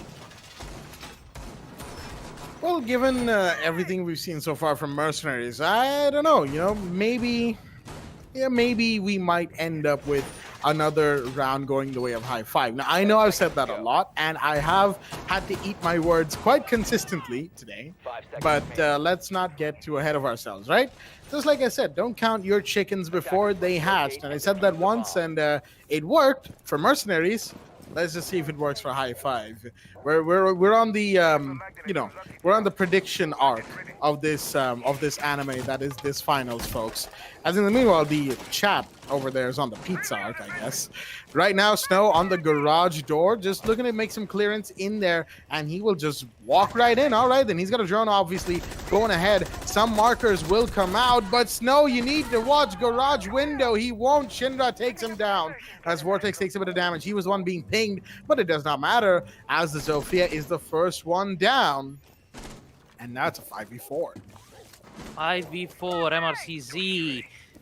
Not good at all. With Snow taking care of the site, being on second floor gym and bedroom, he was way much more worried about the red stairs. But they will succeed opening up the wall nonetheless. The push will happen. I wouldn't say it will happen though, because they're mainly much more concerned on cash room. It's exactly where Shindra is, and Fatar is just trying to figure out a way to get it. Meanwhile, MI7, the beautiful wall bang to take out Shindra, and that means the entire cash will be in the hands of MRCZ. But look at that time though, minute and 40 seconds. And with the early round coming to an end, the mid round will commence, where the attackers needs to step up the pace when it comes to getting control on construction. Hussein in towards logistics, then I believe that one of the attackers should create a lot of distractions towards the hatch to force Mira to play in a very uncomfortable spot. It's not going to be that easy to be doing that as well. A minute and 20 seconds, MRCZ still trying to figure out a way to get into their positions. And guess what? Maker comes in to take out Vortex. A 3v4 where High Five is slowly starting to lose their grasp. Not looking too good. Grenade comes in to open up the hatch, which means that their next focus is taking out the Mira. Hussein needs to be prepped and ready. Well, he has to be ready though, because Maker is trying to force away the Mira, and Taha comes into the rescue to take out Maker. A 3v3 equalizer. Now it's 50 seconds. The push needs to happen, and they still don't have the control in towards logistics. Well, this is definitely not looking too good. But Fatar is still here in towards the hatch. He might be able to take out the Mira. He's playing very passively. Hussein sees the head and he's going to win it out. Hussein takes out Hasi, but 3v2 is exactly it. That's exactly what they need. The grenade will get thrown out, but it's not cooked properly. 3v2. 30 seconds for high five to make that push as Hussein is taking quite a lot of damage. Again, grenades will be thrown out and also a drop down. It will get confirmed. 2v2 equalizer. But keep that in mind, the diffuser has been dropped as MI7 takes out Taha, and it's all down to a win. Will he survive, or will MRCZ succeed their win in the grand finals? There you have it. It's all over for High Five, and we have a champions of the Challenger Series 1 for Rainbow Six Siege. Bow down to Mercenariez, as they will be the champions of this tournament. Congratulations to them. It is 3-1. What an amazing match to get to see through, Jack. An amazing match indeed, folks. This match, oh boy, this match has been insane. However, of course, it all has to come to an end after some point, and that is they're going to be Mercenariez, who are your winners here and now. 7-2, I believe, on the final map. Sorry if I had to say I believe right. There's just, I need to recheck myself. There we go, folks. Your winners, Mercenariez, in the AMD, the Esports Club Challenger Series 1, supported by Ubisoft. Congratulations to the boys over at MRCZ. You all deserve it after the fantastic matches that they have brought out for us. And we hope to see more of them in Challenger Series 2. High five, let this not dampen your hopes, not at all, because you guys fought very hard. Even if it's a 3-7 at the final map of a BO5, y'all made it to here. You beat Monkey Hunters. You went through the quarters, couple of qualifiers, so many things. And here you are. Now, you've come a long way. And let nothing discourage you from going even further. That is the best I can say for everyone at High Five right now. Fantastic match between both sides, and ultimately Mercenariez are the ones to win it out here and now today, as they will be the ones to take the trophy, the prize pool, and all of the bragging rights that come with a win like this home. And we, of course, will also be wrapping up the Challenger Series, the first Challenger Series for Rainbow Six Siege here and now. But worry not, in September, we still have Challenger Series 2. We'll talk about that more later. But right now, let us talk about the match itself, the final map in the highlights, which will be going live on your screens in just a short while. There we go. Baba Gusta, please take us through them. Well, where do I begin? High Five was still alive. I wouldn't say still alive. I'd say that they were still giving it all they've got. The immense amount of aggressive plays that MRCZ did, they tried to use it to their advantage, and they started to push forward. Although there were some particular sites where they did had a lot of issues, and they've only won 2 of those sites, which was on 2 of this. I was just one site, which is on Basement Church and Arsenal Room. That was the only round where High Five won on attack. Other than that, it was just MRCZ all the way. 2v4 clutches. Fatar, shotguns. It was just, you get the entire package from MRCZ right in this BO5. And you know why MRCZ is considered to be the best team in the South APAC region. Talk about High Five. An amazing performance is being displayed from them. They did try as best as they can to get most of those kills. Even with that huge disconnect that they had to deal with, they did manage to pull through. I wouldn't say pull through on this specific map. They did try to pull through on Chalet. They did try to pull through on Coastline, which in fact didn't really favor them that much, because they were mainly left with 1v4s over and over again for high five, and they had no other choice but to clutch it. But they did try in the end. And talk about MRCZ, who did again, went aggressive, and high five immediately, they did took care of it. And that's the thing that I like most about high five. They know how to control the rushes, or should I say the aggression being made from the attackers. And man, I do have to talk about Taha, man. He has been saving his teammates left, right, and center. Even if the teams are down, he's there to save him. Saves by saves by saves over and over. Taha made sure that he would support his team and Frag both at the same time to try to give that one little push. And Shinra, being the surprise, did manage to get most of those wins, most of those clutches in the entire match. He almost made the clutch as well on a 2v4 when the site was on basement chest and Arsenal room in round 5. But unfortunately, it wasn't enough. High five, good plays from them. But we all know who's the winner in the end. It is Mercenariez. Congratulations to them, as they will. They are the champions for the AMD, the Esports Club Challenger Series 1 for Rainbow Six Siege, supported by Ubisoft. But that isn't just the tournament just yet, ladies and gentlemen. We still have Series 2 challenges. In fact, the registrations are live. Make sure to head in. Make sure to join in. The tournament is not over just yet.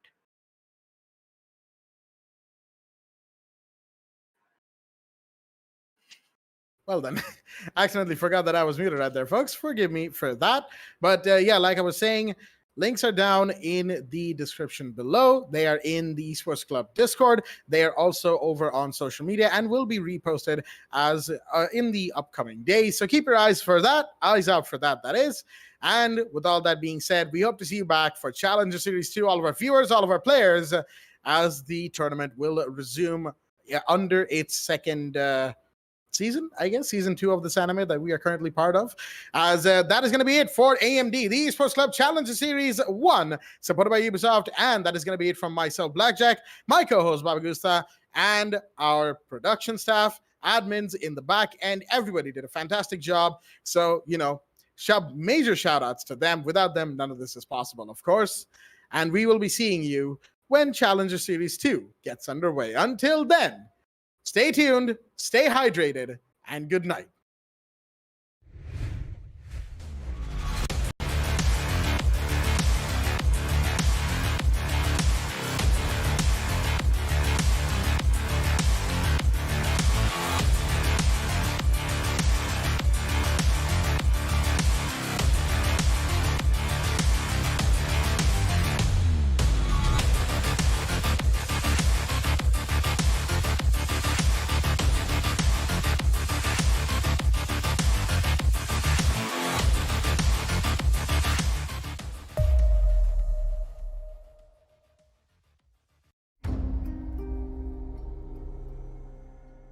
The partnership with AMD has been great. In Far Cry 6, the team has built the most ambitious open world in franchise history, filled with lush tropical environments and decaying urban landscapes.